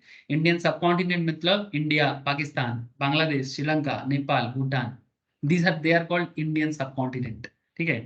मतलब यूरोपियंस ऐसे ही सोचते हैं तो इसीलिए पाकिस्तान में जो हमारे पड़ोसी सर हैं, 3.97। आंसर, अरे बाप रे, मैं तो कुछ समझा रहा था तो आंसर निकल के दे दिया। Very fast, very fast, very fast, yes right answer. Wait कर जा। पाकिस्तान में 25% इन्फ्लेशन है, तो क्या पाकिस्तान में बैंक 25% इंटरेस्ट देगा? क्वेश्चन है। नॉट पॉसिबल ऑलवेज, ठीक है, ऑलवेज नहीं, कभी संभव नहीं है। तो इन्फ्लेशन को भी कंट्रोल में रखने के लिए इकोनॉमिक्स काम करता है। लेकिन एक बात आपको समझना पड़ेगा कि जब एक कंपनी मार्केट में इन्वेस्ट करता है, बिजनेस में इन्वेस्ट करता है, तो उन्हें अपना मार्केट में कितना उनका कॉस्ट है एटलीस्ट उसको उठाना चाहिए, या फिर इकोनॉमी में इन्फ्लेशन है कम से कम उसको तो उठा लो भाई। या तो इकोनॉमी का इन्फ्लेशन को उठा लो, या तो बैंक से लोन लेके कर रहे हो तो कम से कम उतना पैसा उठा लो। अगर उतना कर लोगे तो बिजनेस सर्वाइवल में आ जाएगा। लेकिन अगर आप इन्फ्लेशन का एडजस्ट ही नहीं कर पाओगे तो बैंक में क्यों पैसा रखोगे? तो सिंपल बात है कि तो फिर बिजनेस में पैसा ही क्यों लगाओगे अगर इन्फ्लेशन के साथ एडजस्ट नहीं कर सकते तो। If you understand my points तो अच्छा लगेगा सर। मैं थोड़ा गहराई का बात कर दिया, बोझे जाच्छे तो मेरा बात समझ में आ रहा है? रवि, शालिनी, प्रियाक्षी, सभी को पूछ रहा हूँ कि क्यों डिस्काउंटिंग की करना पड़ता है। अरे यस सर। अब इस क्वेश्चन को सॉल्व कैसे करना है, जो लोग अभी तक सॉल्व नहीं कर पाया वो मेरे साथ साथ सॉल्व करो, कोई बात नहीं। चौथा, मुझे थोड़ा हेल्प कर देना है। देखो मैं चौथा की बातों पे थोड़ा सा विश्वास करके ही करूंगा, क्योंकि चौथा ने सारा जवाब मुझे दे दिया। सर हम लोग इसको कॉलम फॉर्मेट में डाल देंगे सर, 0 1 2 3 4 5, 5 साल, ठीक है सर। कॉलम में एक कैश फ्लो का पैटर्न दे देंगे। कैश फ्लो मतलब जो एक्चुअल में कैश फ्लो हुआ है, पहले 600 लाख मैंने डाला, फिर 140 लाख मेरे पास आया, फिर 220 लाख मेरे पास आया, फिर 200 लाख मेरे पास आया, फिर 300 लाख मेरे पास आया, फिर 320 लाख मेरे पास आया। मैं तो बड़ा खुश हो गया सर। अब मुझे इसको ना प्रेजेंट वैल्यू में कन्वर्ट करना है, present value of cash flow मतलब इनफ्लो बेसिकली। सर इसमें क्या होगा सर? यही तो खेल है। केसी कितना है सर? KC equals to 14%। Sir inflation तो कुछ बोला नहीं है तो केसी को ही इन्फ्लेशन मान लेंगे। सर 600 जो मैंने इन्वेस्ट किया उसको तो हम कुछ नहीं करेंगे, लेकिन किंतु परंतु बंधु 140 लाख जो मुझे एक साल बाद इनफ्लो होगा उसको मुझे आज में कन्वर्ट करना है। 140 लाख 1 ईयर लेटर मिलेगा मेरे पास, तो आज में 14% रेट में 140 करोड़ का भाव क्या होगा? 220 करोड़ मुझे 2 साल बाद मिलेगा। आज प्रेजेंट वैल्यू में 220 करोड़ को 14% रेट में क्या भाव होगा? 200 लाख मुझे 3 साल बाद मिलेगा। 14% रेट में 200 लाख का आज का भाव क्या होगा? 300 लाख मुझे 14% रेट में 4 साल बाद जो मुझे मिलेगा उसका आज का भाव क्या होगा, 320 लाख जो मुझे 5 साल बाद मिलेगा 14% रेट में उसका आज का भाव क्या होगा। बस कल को आज में बदल दो, काम खत्म, पैसा खत्म। कल को आज में बदल दो सर। सर कैसे बदले सर? इसको कैलकुलेट में लास्ट दिन भी शो किया था मैंने। 14% रेट है, 14 डिवाइडेड बाई क्या कर लेंगे 100 प्लस 0.14 मतलब 0.14 मतलब 1 रुपी डालने से 14 पैसे रिटर्न के साथ मुझे मिलेगा। इसके साथ मैं +1 कर दूंगा, तो जब मुझे रिटर्न आएगा तो 1.14 एक साथ आएगा। इसको मैं डिवाइड कर दूंगा। इसको कैलकुलेट करने का ये तरीका है सर। इसके पीछे पूरा का पूरा खेल छुपा हुआ होता है, लेकिन जस्ट ट्राई टू अंडरस्टैंड। इसको समझने के लिए बेस्ट है टाइम वैल्यू ऑफ मनी, जहां पर मैंने फ्रैक्शन बाई फ्रैक्शन डिस्कस किया है। जिन लोगों ने कर लिया बहुत अच्छा, जो नहीं किया जल्दी जल्दी करो और मुझे बताओ कि आपने कर लिया।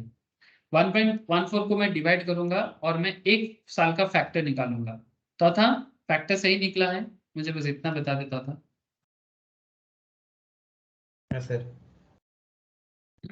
सर इसको ना बोलते हैं PVIF। आप चाहो तो एक PVIF का कॉलम भी बना सकते हो। कितना है तो एक बार बता दो। 0.87719 0.8772 कर लेते हैं। पॉइंट के बाद 4 डेसिमल ले लेते हैं, ठीक है सर। एक पॉइंट के बाद 1 2 3 4, 1 के बाद 9 है तो 8772, ठीक है। 0.8772, ठीक है। थोड़ा सा आंसर में डिफरेंस आ सकता है, हल्का फ्रैक्शन में चेंजेस होगा मे बी। अच्छा, इसके बाद मुझे निकालना है सेकेंड ईयर का। इसका क्या वैल्यू होगा, मैं 2 बार कर लेता हूँ। 0.7694, क्या मैं सही बोल रहा होता था? हाँ सर। 0.7694, ठीक है ना। फिर थर्ड ईयर का 0.6749, 0.6749। फिर नेक्स्ट 0.5920, 0.5920। फिर लास्ट ईयर का 0.5193,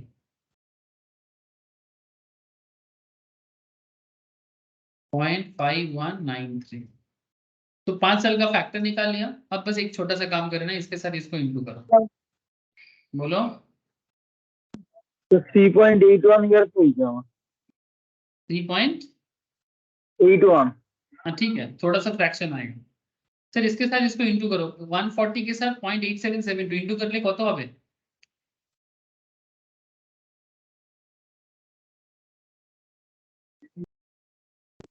তা প্রথমে একটা 122.8 বেরিয়েছে আমার 140 into 0.8772, 122.8081, তাই তো? 122.81। इसी तरह से बाकी बता दो ना सर, आप लोग करके देख लो एक बार। जस्ट मल्टीप्लाई कैश फ्लो के साथ प्रेजेंट वैल्यू को इंटू कर लो। हाँ कत? 169.28 169.28। नेक्स्ट 135 ধরে দিতে नहीं, 135 क्यों करेगा? 134 134.99 মতন ছিল যেন স্যার 5 ধরে দিতে একবার अच्छा अच्छा। उसके बाद 177.62, 7.62 उसके बाद 166.20 ठीक है। अब इसका क्या करना है सर? आप इसका क्यूमुलेटिव कर दो।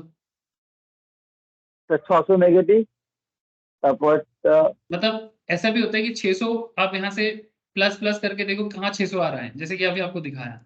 बट कैलकुलेशन करने के टाइम पे ये बड़ा अच्छा है कि 600 के पहले ये इसको माइनस करो। तो 122.81 को माइनस कर दोगे तो आपका बचेगा क्या? 477.20, जो अभी भी। हाँ आवाज नहीं आया, कट गया आवाज की बोलनी। 477.20, उसके बाद 307.92, am I right sir? उसके बाद 172.93 एंड 172.93 लाख के बाद यहाँ पर 177 हो रहा है, तो ऑब्वियस बात है कि 172 के साथ जब 177 एडजस्ट करेगा तो ऑब्वियसली ये पॉजिटिव में बदल जाएगा, है ना। बेसिक प्लस माइनस देखो ना, सिंपल है ना, इधर माइनस छोटा है प्लस बड़ा है কি বুঝলাম না স্যার এই যে আমি সেকেন্ড ইয়ার থেকে যে ব্র্যাকেট করেছি ওটা তো ব্র্যাকেটে আসবে না, কারণ স্যার ওটাতে প্লাসেই চলে আসছে তখন। সেকেন্ড ইয়ার থেকে হ্যাঁ স্যার, 600 থেকে 577 169 এর 307.9 বেরোচ্ছে, 600 प्लस से ही हो। पागल हो गया तुम। 600 से हम लोग किसको माइनस करेंगे? 122.81 को माइनस करेंगे हाँ सर, तो मेरा नेगेटिव वैल्यू रहेगा ना मार्केट में, मतलब ये भी अभी इन्वेस्टमेंट वैल्यू है, मतलब हार्डली मेरे को 122 लाख आया है, 600 लाख से 122 लाख आया, फिर मेरा अभी भी मार्केट में पड़ा हुआ है 477 लाख, फिर 477 से 169 लाख को माइनस करेंगे, अभी भी मार्केट में पड़ा हुआ है 307 लाख, फिर 307 लाख से 134 लाख वापस आया है मार्केट से, अभी भी मार्केट में पड़ा हुआ है 172 लाख। तो जब तक मेरा पैसा मार्केट में पड़ा रहेगा तब तक मैं नेगेटिव में दिखाऊंगा, और 172 लाख से जब मेरे को 177 लाख आ गया तो मेरा 4.69 लाख मेरा पॉजिटिव हुआ, और यहीं पर मैं ब्रैकेट को नहीं दिखाऊंगा। ब्रैकेट दिखाने का मतलब है कि ये मेरा मार्केट का इन्वेस्टमेंट वैल्यू है, अभी भी मार्केट में पड़ा हुआ है, और 4.69 is my positive value. And last वाला जो पॉइंट है इसमें मेरा वैल्यू आएगा सर 170.88, वो कैसे मिला?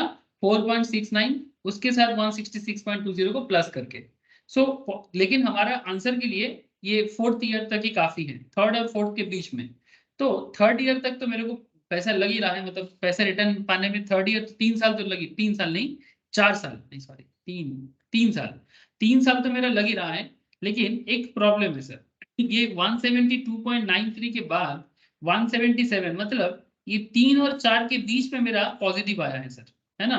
मेरा जो 600 लाख का रिटर्न है, 600 लाख जो मेरा इन्वेस्टमेंट है, ये रिटर्न आने में मेरे को 3 और 4 का गैप का जरूरत पड़ा है, ठीक है। लेकिन ये 3 और 4 के बीच में कितना गैप है we don't know, we exactly don't know, मतलब how much the gap is. So अगर मुझे पता नहीं है कि गैप कितना है तो हम लोग सिंपल करेंगे, discounted payback period equals to 3 years तो दिख रहा है, और जिस पर्टिकुलर पॉइंट में मेरा नेगेटिव था last point, so my last negative 172.93, और जिसके कारण मेरा नेगेटिविटी पॉजिटिव में बदला, दैट इज 177.62, 177.62। सो कितना हो रहा है सर? 170 करके देखो ना, 172.93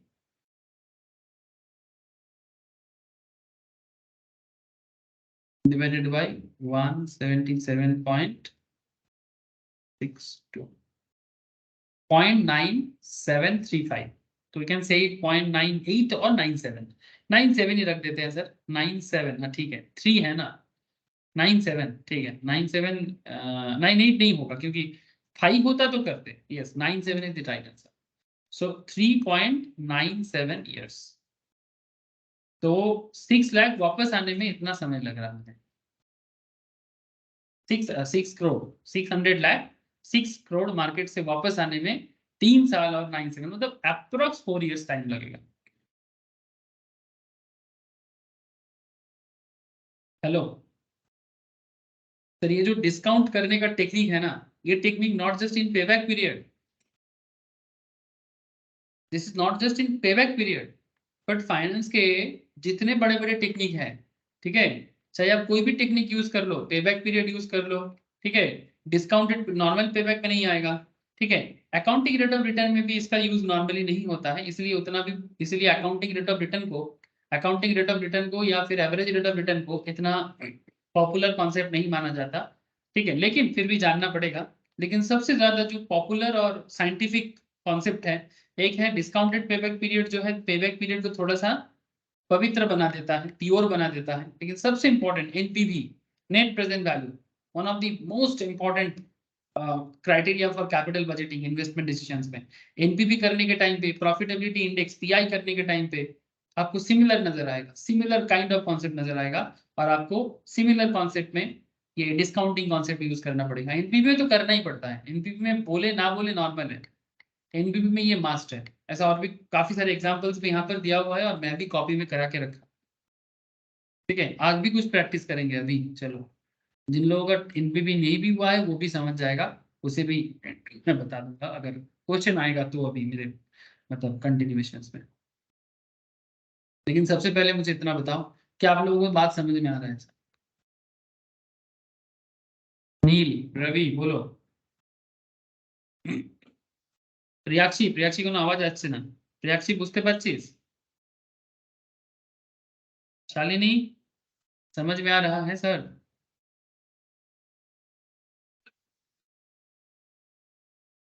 तो जवाब नहीं मिल रहा है। जवाब ना मिले तो क्या मान लिया जाए, समझ आ रहा है कि नहीं आ रहा है? मतलब आपका चुप्पी को मैं हाँ समझूं कि ना समझूं, पता नहीं सर। चुप्पी को हाँ भी समझा जा सकता है, ना भी समझा जा सकता है। ठीक है। तो बुरी हीरोइन। ओके सर, और एक क्वेश्चन कराओ। चलो सर, क्वेश्चन तो कराना है, मैं बोला आज आपको क्वेश्चन ही कराना है। क्वेश्चन पे क्वेश्चन, क्वेश्चन पे क्वेश्चन, चलो।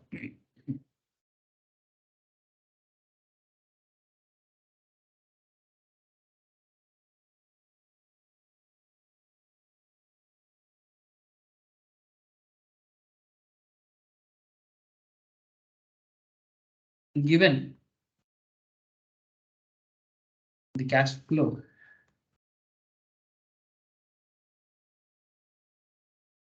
of a project, years दिया है सर, नेट कैश फ्लो दिया है, रुपीज इन लैक्स। तो ये ज्यादा बड़ा नहीं है, छोटा सा प्रोजेक्ट है, 0 1 2 3। कैश फ्लो दिया है 800 लाख का, आउटफ्लो है 300 लाख का, इनफ्लो हो रहा है 400 का, इनफ्लो हो रहा है 500 का, इनफ्लो हो रहा है।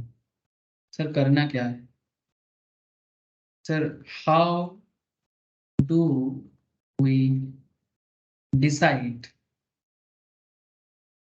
whether to accept or reject the project? Whether to accept or reject the project. मतलब मानो आपने किसी कंपनी में as a finance officer join किया और आपको अचानक से कंपनी आके बोलता है कि भाई हमारे लिए एक प्रोजेक्ट बना के दो। मतलब प्रोजेक्ट तो डायरेक्टर खुद आके आपको बोलेगा कि ये प्रोजेक्ट है, ये डिसीजन होगा। As a finance minister officer आपके सामने सिंपल इतना बोलेगा कि आप बताओ कंपनी को कि कंपनी को इस प्रोजेक्ट में कुछ करना चाहिए कि नहीं करना चाहिए, तो आप क्या करोगे? अच्छा, कोई टेक्निक नहीं बोला क्वेश्चन में, they are silent about the technique. कौन सा टेक्निक यूज करना है उसके बारे में क्वेश्चन टोटली साइलेंट है। और कॉस्ट ऑफ कैपिटल आपको देके रखा है 11.75%।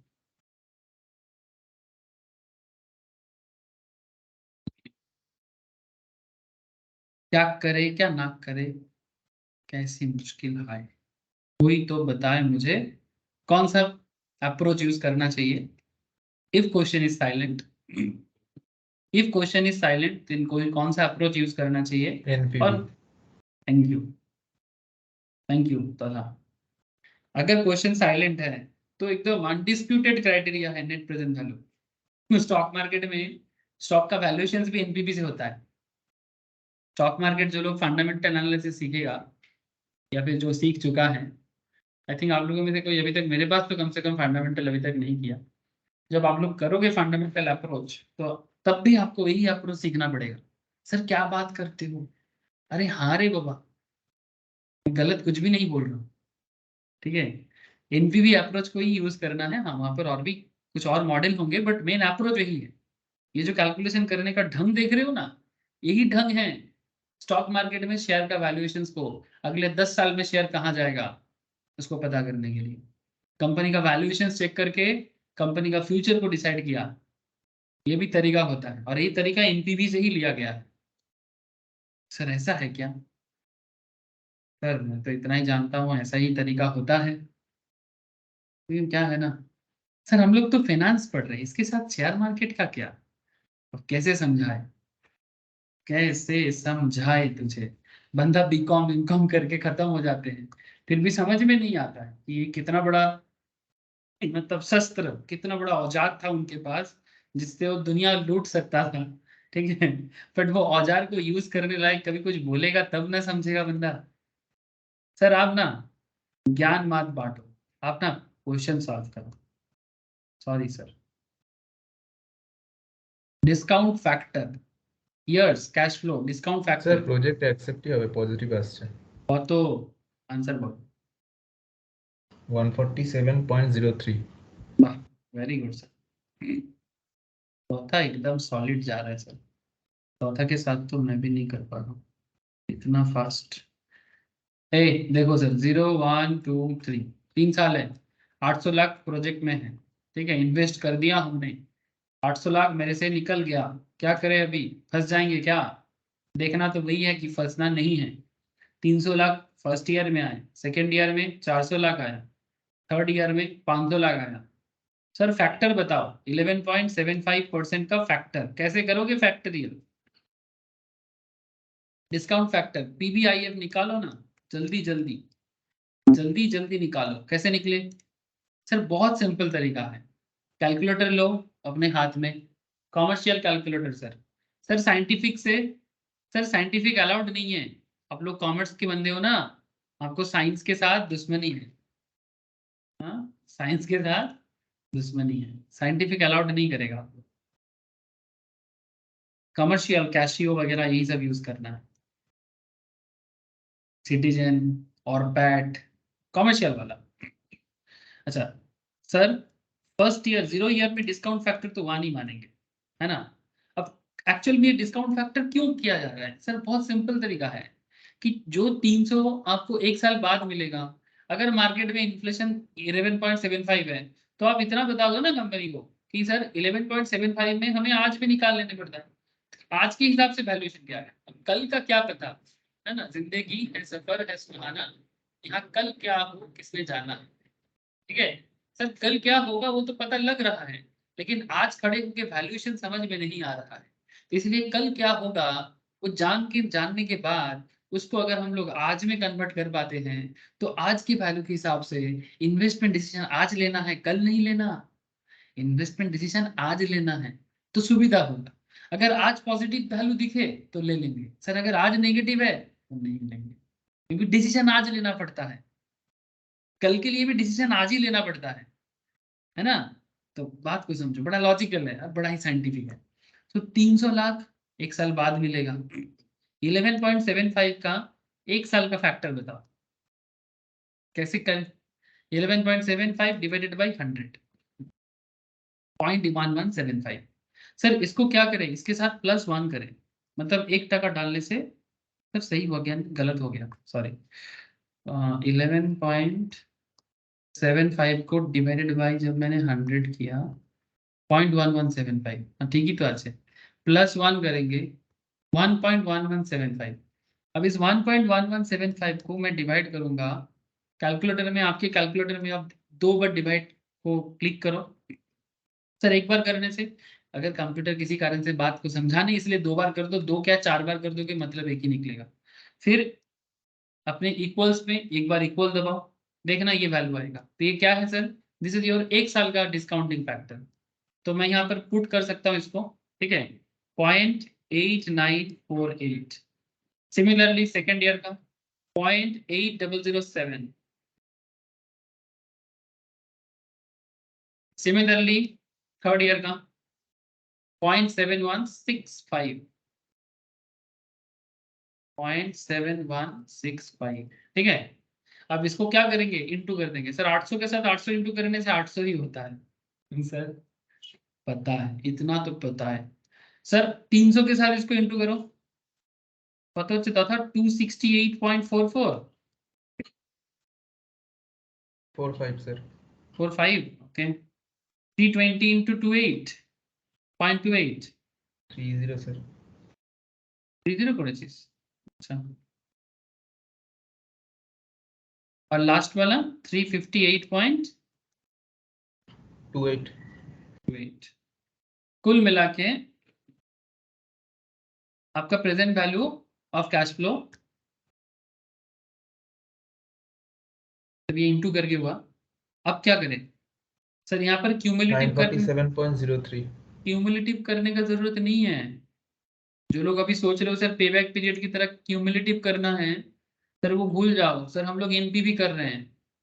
क्यों? क्योंकि मैंने आपको स्टार्टिंग में बोला ना कि जब क्वेश्चन में साइलेंट रहेगा कि कौन सा टेक्निक अपनाना है, when question is silent about the technique, then it is always acceptable. You must solve the question through कौन सा technique sir? through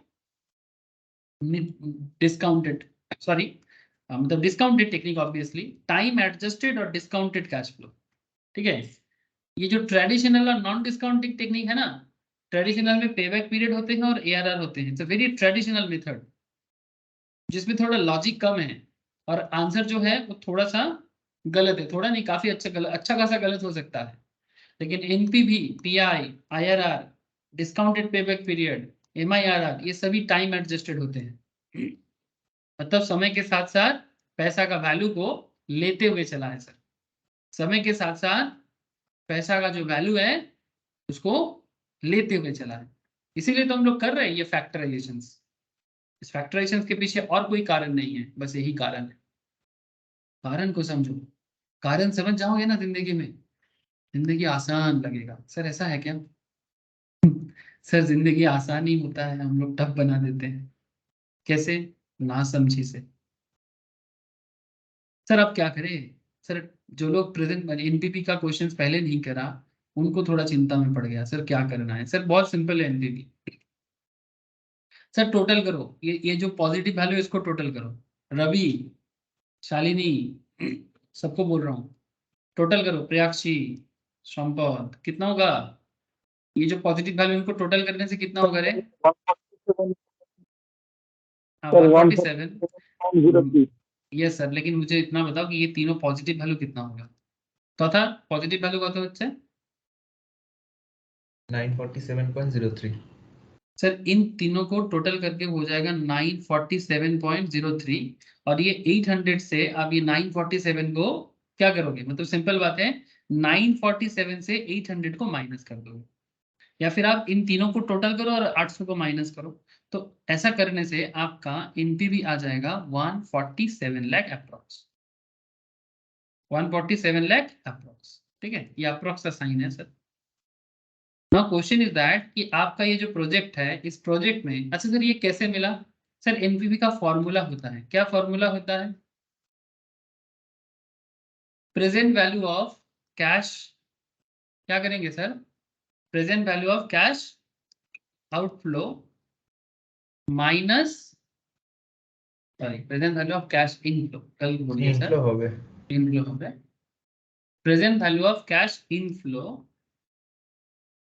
minus initial investment. मतलब बहुत सिंपल है सर कि हम लोग जो कैश का इनफ्लो करेंगे प्रेजेंटली, जिसको मैंने यहाँ पर करके रखा, ये जो 3 साल का मैंने यहाँ पर आपको दिखाया, ये क्या हुआ सर? ये present value of cash inflow हुआ। मतलब 300 लाख का आज का वैल्यू, 400 लाख का आज का वैल्यू, 500 लाख का आज का वैल्यू। जहाँ 300 लाख 1 साल बाद का था, 400 लाख 2 साल बाद का था, 500 लाख 3 साल बाद का था। ये आपने एस्टिमेट किया था, बहुत अच्छा किया था, लेकिन आपको मार्केट में इन्फ्लेशन को भी देखना चाहिए, या फिर आपके बैंक में लोन है तो लोन का जो रिटर्न इंटरेस्ट है, जो लोन का जो कॉस्टिंग है उसे भी देखना चाहिए, क्योंकि आपको वो भी रीपे करना पड़ता है। तो आपको कॉस्ट को साथ में लेते हुए चलना है। इसको बोलते हैं TVM concept, time value of money. पैसा को समय के साथ मिलाते हुए चलना। तो जब आपने कल को आज में बदल दिया तो present value of cash inflow जो आपको आज प्रेजेंट वैल्यू में कन्वर्ट करके मिला, इनको टोटल करके आपका वैल्यूएशन आया था 947.03 और आपका इनिशियल इन्वेस्टमेंट कितना था? 800 लाख। सो present value of cash inflow minus initial investment, या फिर इसको और भी एक लैंग्वेज में बोला जाता है sir, present value of cash outflow. ठीक है, बेसिकली इसको इनिशियल इन्वेस्टमेंट से ही अभी याद रखो, जरूरी नहीं है। जब आप लोग स्टार्टिंग लेक्चर्स देखोगे वहां पर मैंने काफी सारी चीज बोल के रखा है एक साथ। फिलहाल छोड़ो सर। तो present value of cash inflow कितना था आपका? Present value of cash inflow आपका था 947.03। इनिशियल इन्वेस्टमेंट कितना था आपका 800। तो कुल मिला के आपका क्या जवाब आया 147 lakh. Now the question is that sir question में हमें पूछा गया था कि प्रोजेक्ट लेना है कि नहीं लेना है, how do we decide whether to accept और reject the project. Sir NPV कहता है नेट प्रेजेंट वैल्यू कहता है कि अगर आपका 1% भी पॉजिटिव आ रहा है और प्रोजेक्ट में आपको कोई ऐसा बात नहीं है कि ये वाला मतलब अगर ऑल्टरनेट कोई मैटर नहीं है तो आप आराम से प्रोजेक्ट लेके चल सकते हो, क्योंकि 1% भी प्रॉफिट है तो क्या प्रॉब्लम है, ले सकते हो। अगर सारा खर्चा करने के बाद भी अगर आपका 1 रुपी भी पॉजिटिव होता है तो प्रोजेक्ट एक्सेप्टेड होता है ना। So 147 lakh is a positive value. So 147 lakh मतलब ऑलमोस्ट 1.47 करोड़, ठीक है। तो 1.47 करोड़ में बिल्कुल प्रोजेक्ट को लेके चल सकते हो। तो सिंस क्या जवाब दोगे, डिसीजन क्या दोगे आप। Since NPV is positive, this project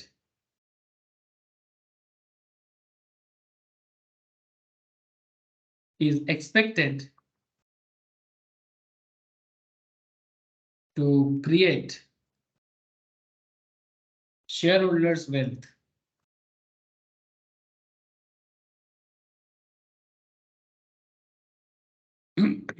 and hence therefore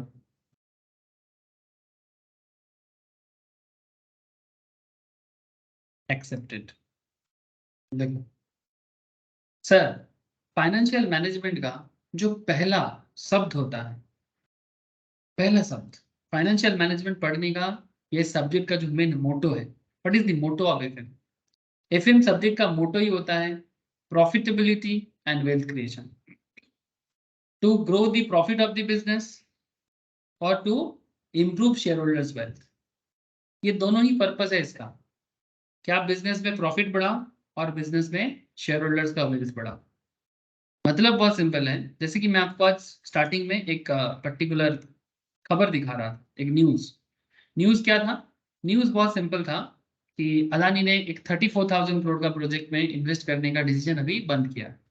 तो जब भी कोई कंपनी, चाहे वो रिलायंस हो या अदानी हो या जोमेटो हो या पेटीएम, ठीक है, जब भी किसी बिजनेस में इन्वेस्ट करने का सोचता है, ठीक है, तो ऑब्वियसली वो अपने फाइनेंस मैनेजर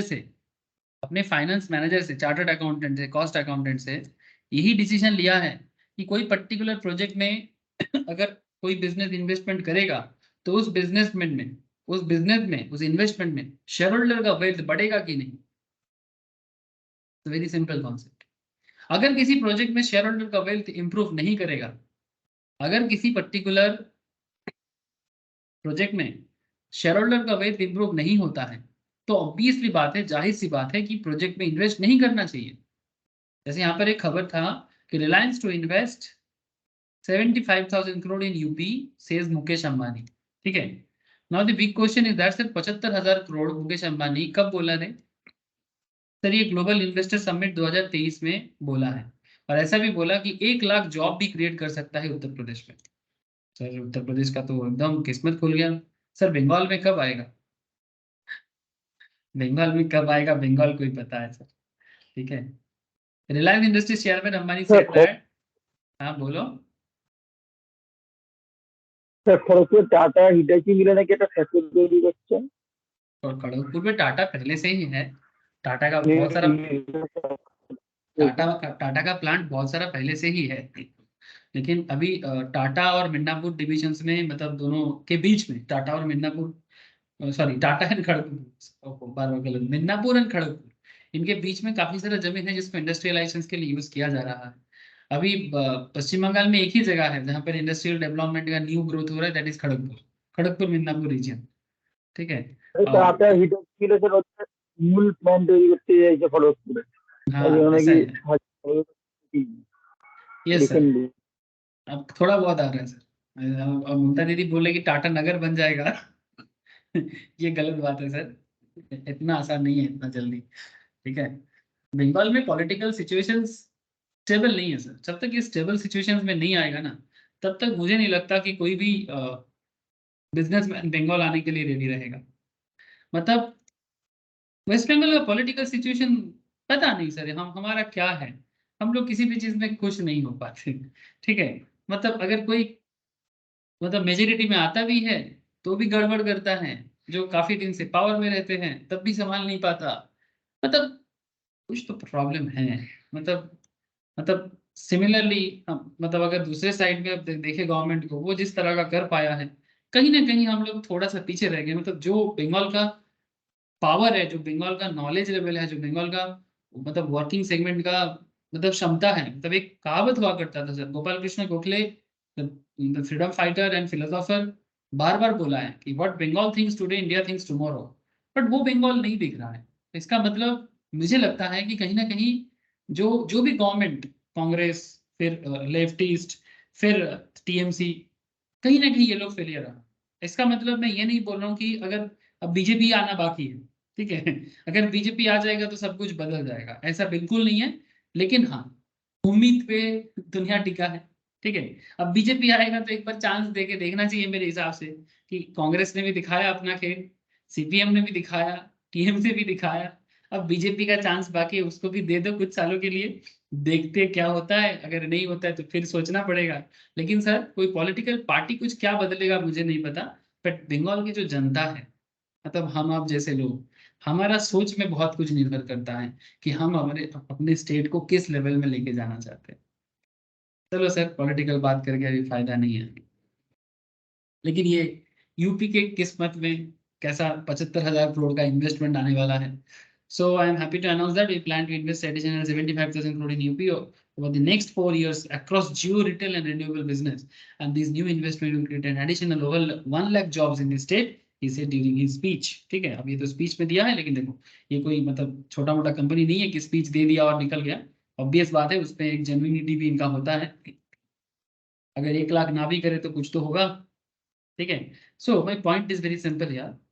मैं बस आपको यहाँ पर इतना ही कहना चाहता हूँ कि अगर कोई प्रोजेक्ट में कंपनी पैसा लगाने के बारे में सोच रहा है ना, तो ऑब्वियस बात है कि वो उस प्रोजेक्ट से एक प्रॉफिट जनरेट करने के बारे में सोचता है, एक पॉजिटिव वैल्यू जनरेट के बारे में सोचता है, तभी वो प्रोजेक्ट में इन्वेस्ट करता है। जब वो पॉजिटिव वाइब्स उनको नहीं मिलता ना, वो ऑलवेज वहां से मतलब पीछे चला जाएगा।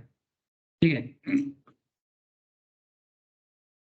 जैसे हमारे स्टेट में कुछ प्रॉब्लम है काफी दिनों से, कोई कुछ बिजनेस करता है, सबसे पहले पार्टी के लड़का लोग आके ये चंदा दे दो, वो चंदा दे दो, मतलब यहाँ पर करना है तो देना पड़ेगा, समथिंग लाइक दैट। मतलब ये सब मुश्किल करता है सर ये।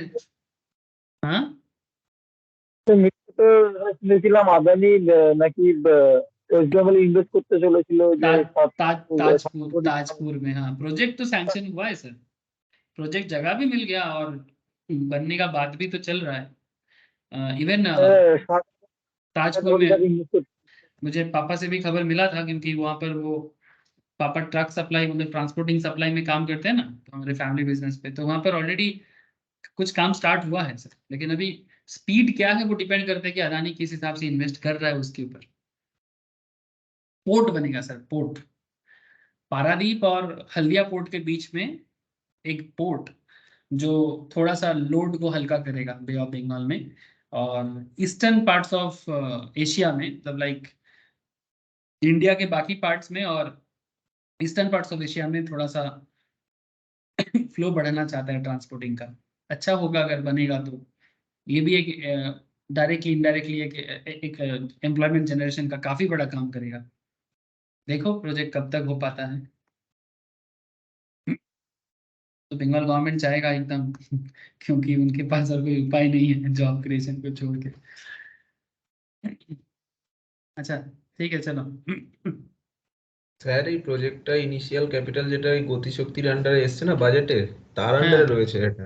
এর সঙ্গে কনফ্লিক্ট আছে অনেক আমাদের স্টেটের, হওয়া মুশকিল একটু।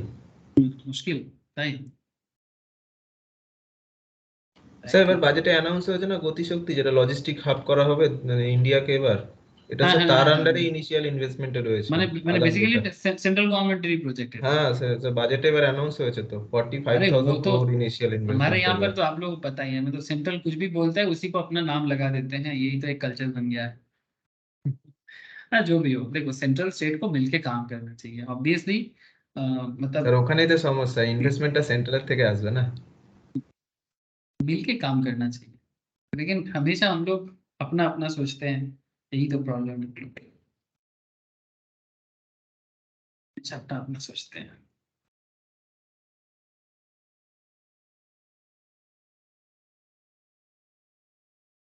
नहीं, इस बार मैं किसी पॉलिटिकल फेवरेटिज्म में बात नहीं करूंगा सर, बट मेरा एक बहुत ना स्ट्रॉन्ग एक फीलिंग्स था कि करेंटली सेंट्रल में मोदी पावर में था, मतलब बीजेपी पावर में था, तो ये जो रिसेंट जो इलेक्शन गया बंगाल में सत्ता का, इसमें ना बीजेपी आना चाहिए।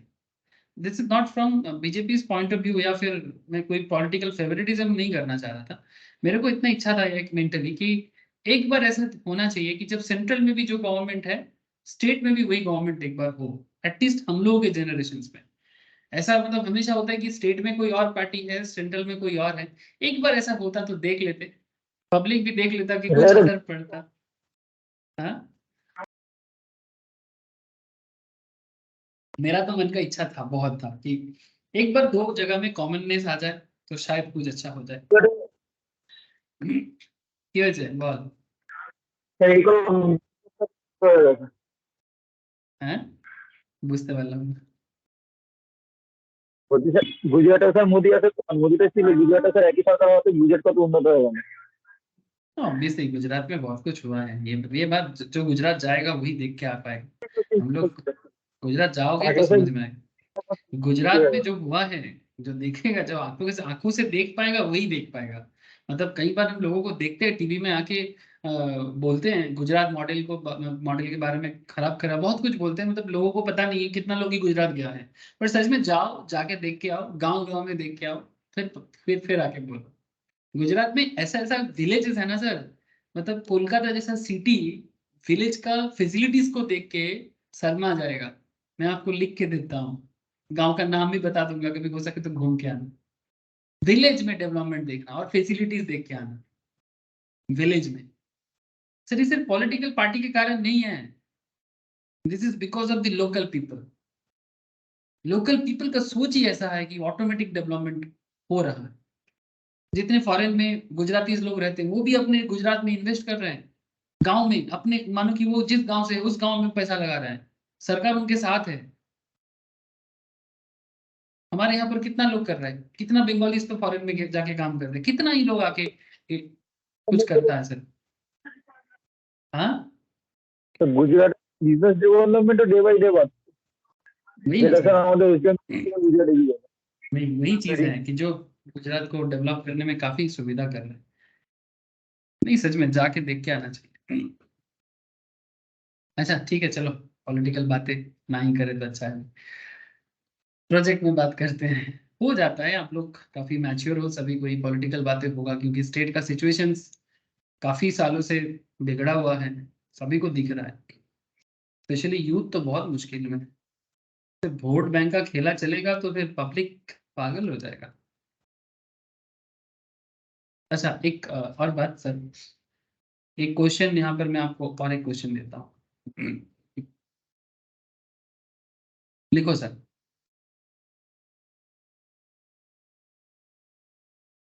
क्वेश्चन लिखो। X Limited presently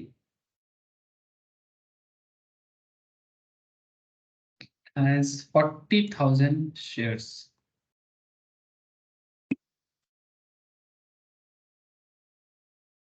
Outstanding trading 40,000 shares outstanding, ठीक है। ट्रेडिंग एट 40,000 शेयर्स आउटस्टैंडिंग, मतलब जितना शेयर मार्केट में, मतलब फ्री फ्लोट है सर, ठीक है, इसको फ्री फ्लोट बोलेंगे। 40,000 shares outstanding, presently trading at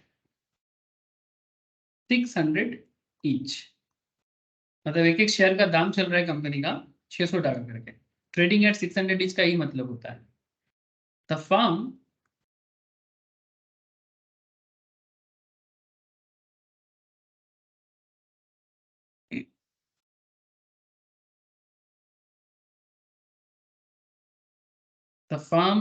contemplating, लिखो,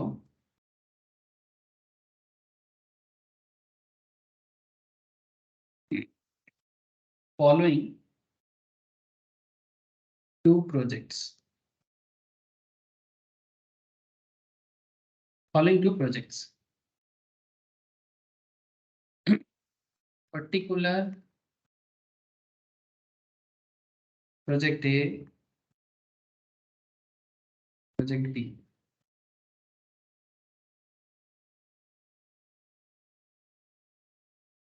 Initial investment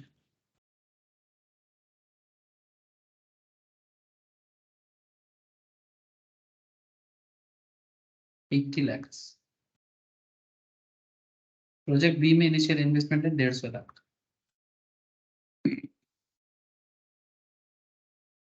profitability index sir ये दिया है आपको पीआई, ठीक है सर. पीआई क्या है सर? पीआई एनपीवी का ही एक इंडेक्स मेथड ऑफ मेजरमेंट है. मतलब जैसे हम लोगों ने एनपीवी अभी अभी सॉल्व किया ना, तो एनपीवी सॉल्व करने के टाइम पे हम लोगों ने क्या फॉर्मूला यूज किया था? Present value of cash inflow minus initial investment. अगर आपको पीआई सॉल्व करना है तो you just need to present value of cash inflow divided by initial investment. ठीक है, मतलब ये इंडेक्स में बात करता है. मैं ये चीज आप लोग अगर कैपिटल बजटिंग का स्टार्टिंग 2-3 लेक्चर्स करोगे ना, आपको समझ में आ जाएगा सर कि पीआई क्या होता है और पीआई को क्यों बजट कॉन्सेप्ट में मेजर किया जाता है, मतलब क्या उसका यूज क्या है. ठीक है, मुझे रवि और नील का बात एकदम सुनाई नहीं दे रहा है, प्रियाक्षी वगैरह का. आप लोग हो मतलब कनेक्टेड हो सर? आवाज नहीं आ रहा है. Yes sir. Yes sir, okay. PI 1.3 lakhs, project B का पीआई है 1.5. अच्छा लैक्स नहीं, पीआई ऑलवेज टाइम्स में होता है सर. ठीक है, 1.3 टाइम्स और 1.5. ठीक है, बिकॉज ये इंडेक्स में बात करता है, मतलब इसका मेन पैरामीटर इज 1. पीआई 1 से ज्यादा है कि 1 से कम है. पीआई बेसिकली 1 उसका मेन पॉइंट है. अगर 1 से कम है तो थोड़ा चिंता का बात है, 1 से ज्यादा है तो एक्सेप्टेड कंडीशंस है. ठीक है, अगर 1 है तो न्यूट्रल सिचुएशंस में है. ठीक है, ये पीआई का मेन कॉन्सेप्ट है. कैसे मिलता है मैं आपको फॉर्मूला भी दिखाया, बाकी आप अगर कैम्ब्रिज का स्टार्टिंग लेक्चर्स देखोगे इन्वेस्टमेंट डिसीजन का, आपको और अच्छे से समझ में एक बार आ जाएगा. If both the projects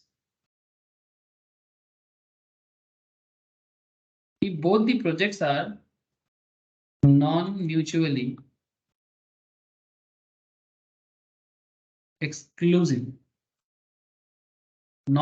exclusive, which one should be undertaken?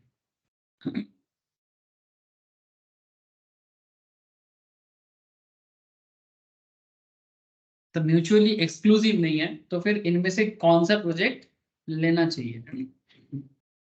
And what would be the share price? What would be the share price? Share का दाम क्यों क्या होगा in well functioning in market, in a well functioning market,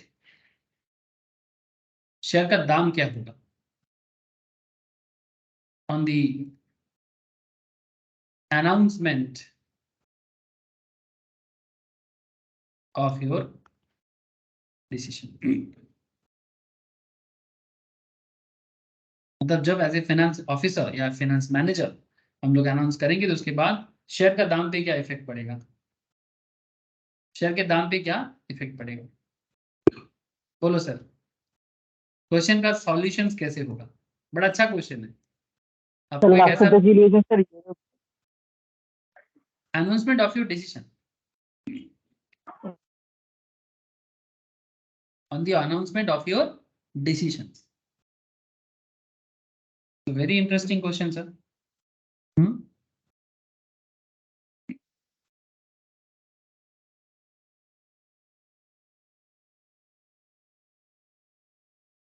आपको दो project दिया है, project A project B. एक में आप 80 लाख डाल रहे हो, एक में आप 1.5 करोड़ डाल रहे हो. एक का प्रॉफिटेबिलिटी इंडेक्स 1 से ज्यादा है, दोनों का 1 से ज्यादा है. एक में 1.3 है, एक में 1.5 है. सर इसी से ना आपको जवाब मिल जाना चाहिए कि सर मतलब कई बार क्वेश्चन पूछता है कि प्रोजेक्ट एक्सेप्टेड होगा कि रिजेक्टेड होगा, और क्योंकि यहाँ पर बोला है कि दोनों म्यूचुअली एक्सक्लूसिव नहीं है, मतलब आप दोनों भी ले सकते हो। म्यूचुअली एक्सक्लूसिव होता तो कोई भी एक लेना पड़ता है, ठीक है, कोई भी एक लेना पड़ता है। यहाँ पर क्या बोला, which if the both the projects are non mutually exclusive that means you can take both the projects if you want. अगर आपको दोनों में पॉजिटिव एनपीवी नजर आ जाए तो आप दोनों प्रोजेक्ट ले सकते हो। एंड आंसर इज हियर, अगर किसी प्रोजेक्ट में एनपीवी तो पता नहीं है हमें, एनपीवी पॉजिटिव होता है ना, तो जाहिर सी बात है कि उस प्रोजेक्ट में पीआई ग्रेटर देन 1 होता है। ऐसे एक कॉन्सेप्ट है, मैंने स्टार्टिंग लेक्चर्स में लिखाया कि if NPV is positive, PI greater than 1 and IRR should be greater than KC. So whenever these three things proved, मतलब NPV पॉजिटिव होगा, प्रॉफिटेबिलिटी इंडेक्स 1 से ज्यादा होगा एंड IRR KC से ज्यादा होगा, कॉस्ट ऑफ कैपिटल से। अगर ये सारा पॉइंट मैच कर जाता है ना तो प्रोजेक्ट ऑलवेज एक्सेप्टेड होता है। और इंटरेस्टिंग फैक्ट है कि NPV पॉजिटिव मतलब IRR must be greater than KC, PI must be greater than 1, होगा ही होगा। ये मैं पहले ही बोल के रखा आप लोगों को, प्रीवियस लेक्चर्स को प्लीज सुनो, इसीलिए बार बार बोल रहा हूँ। सो दोनों प्रोजेक्ट एक्सेप्टेड होगा बिकॉज पीआई दोनों का पॉजिटिव रहा है और दोनों ही मोर देन 1 है। एंड दैट इज व्हाई यही से जवाब मिल जाएगा कि प्रोजेक्ट एक्सेप्टेड होगा कि नहीं। लेकिन सर हमें जवाब देना पड़ेगा, प्रोजेक्ट लेना है नहीं लेना है उसके बारे में पूरा लिंक बताना है सर। तो इसको सॉल्व करने के लिए ना एनपीवी और पीआई के बीच में एक रिलेशनशिप फॉर्मूला है। एनपीवी इक्वल्स टू, ये भी एक फॉर्मूला होता है, पीआई माइनस 1 इंटू आई, मतलब इनिशियल इन्वेस्टमेंट। सर ये फॉर्मूला मैंने लिखा के रखा इनिशियल क्लासेस में, मतलब कैपिटल बजटिंग इनिशियल क्लासेस में मैंने लिखा के रखा। सपोज एनपीवी और प्रोजेक्ट ए, तो कैसे निकलेगा सर, इन प्रोजेक्ट ए में पीआई कितना है 1.3 माइनस 1 इंटू इनिशियल इन्वेस्टमेंट कितना है 80 लाख, तो प्रोजेक्ट ए का एनपीवी कितना हो जाएगा, कैलकुलेट करो। एनपीवी बी कैसे निकलेगा, 1.5 माइनस 1 इंटू 1.150, ठीक है। तो प्लीज मुझे बताओ ना सर कि दोनों प्रोजेक्ट का एनपीवी कितना हो। पता था 24 क्या,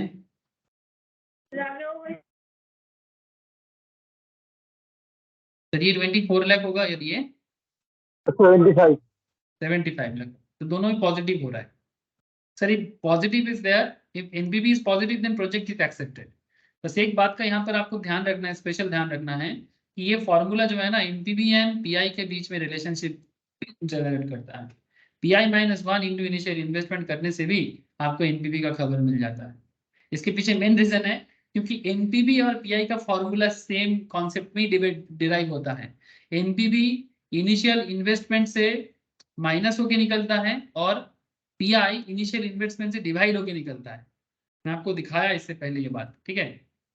सो सर ये तो हो गया दोनों प्रोजेक्ट का एनपीवी। तो क्या जवाब मिलेगा, आपको अनाउंसमेंट करना है, तो इतना अनाउंसमेंट तो कर ही सकते हैं। Scenes both the project, since both the projects have a positive NPV, क्योंकि दोनों प्रोजेक्ट में पॉजिटिव एनपीवी आया है, and are non-mutually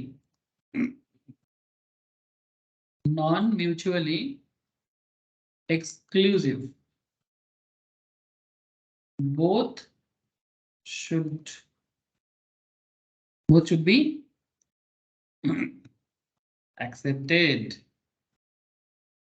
both should be accepted, ठीक है सर।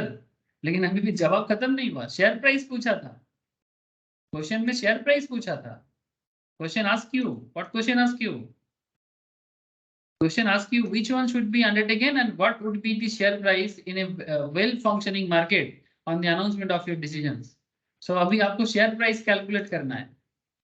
बोलो सर शेयर प्राइस कैसे कैलकुलेशन करेंगे, एकदम फंडामेंटल एनालिसिस हो गया सर। शेयर मार्केट फंडामेंटल में भी सिमिलर अप्रोच यूज किया जा सकता है। सबसे पहले तो आपको ये समझना चाहिए कि जब कोई प्रोजेक्ट में एनपीवी पॉजिटिव आता है तो क्या शो करता है।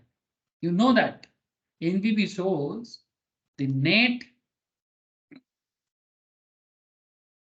change in shareholders wealth.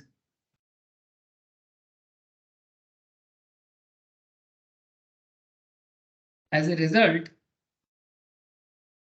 as a result of the project. NBP shows the net change in shareholders wealth as a result of the project.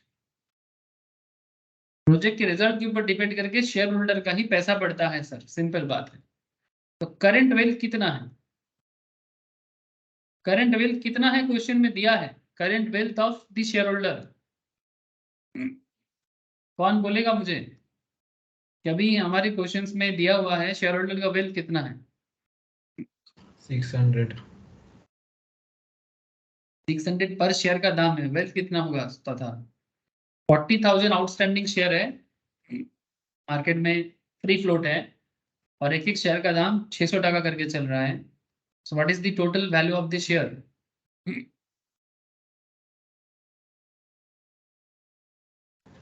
2 crore 40 lakh 2 crore 40 lakh। Thank you sir. 2 crore 40 lakh। So 40,000 share 600 करके चल रहा था, question में दिया हुआ है, आप देखो 2 crore 40 lakh आपके पास टोटल वेल्थ अभी है। नाउ क्वेश्चन इज दैट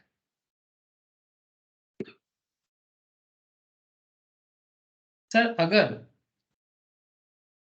दोनों प्रोजेक्ट एक्सेप्ट होगा,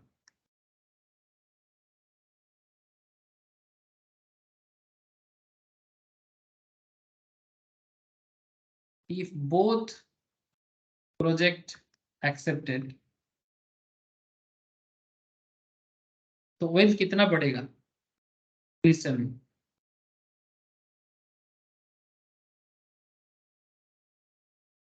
if both project accepted मतलब if both project accepted increase in wealth कितना होगा? 24 लाख प्लस 75 लाख, टोटल कितना होता है?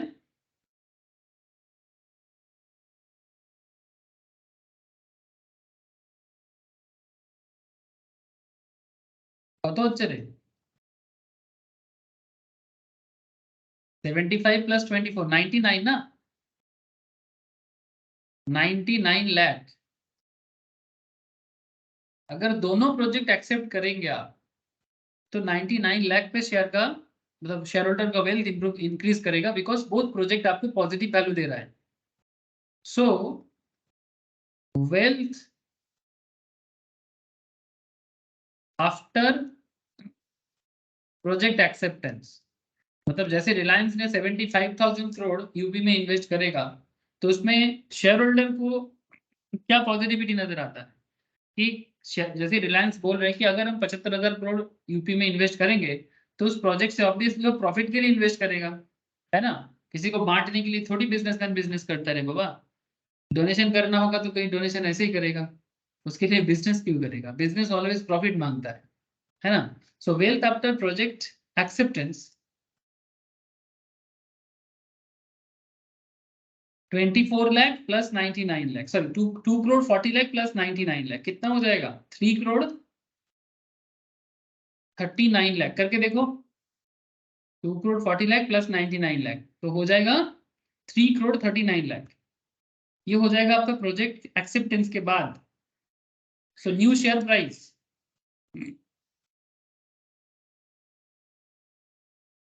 मार्केट प्राइस ही निकाल रहे सर, 339 लाख divided by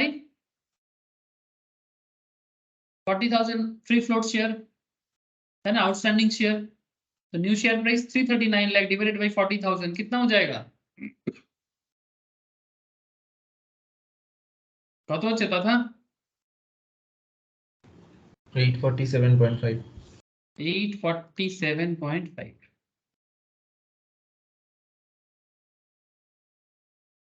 तो आप समझ रहे हो कि एक न्यू प्रोजेक्ट अगर पॉजिटिव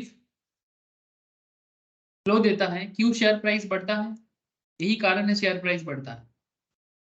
और अगर आपको लगता है कि न्यू प्रोजेक्ट में दम नहीं है तो शेयर प्राइस गिर जाता है। That is all about fundamental analysis. Sir अब तो मेन बात बता ही दिए।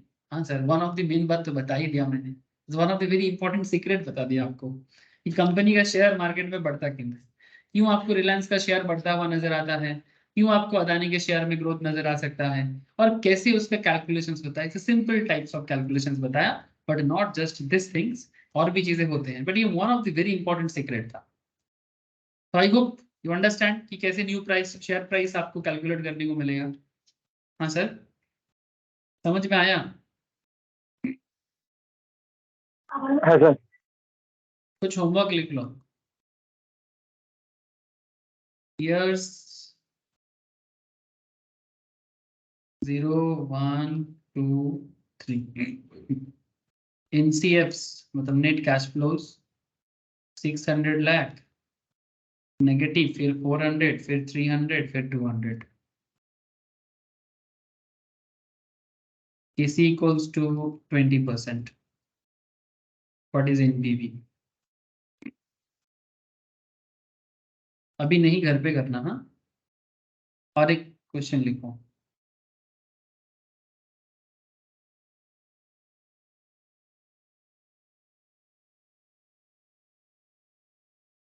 एक पर्टिकुलर बनाना सर, एक प्रोजेक्ट ए बनाओ और एक प्रोजेक्ट बी बनाओ। Project A, project B. अच्छा, क्वेश्चन के ऊपर में लिख दो KC equals to 18%,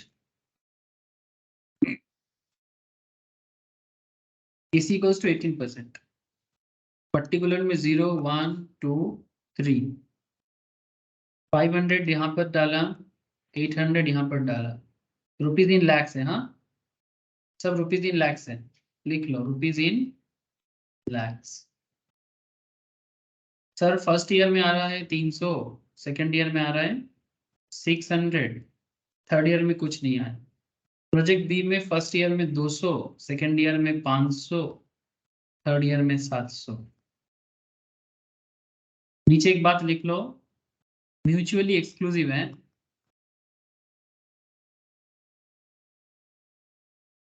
Which one should be chosen?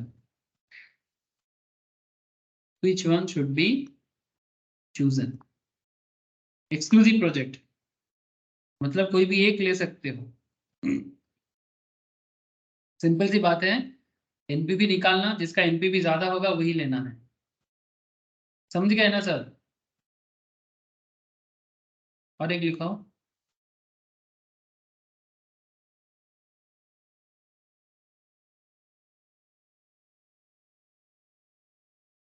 Cash flow of a project years net cash flow।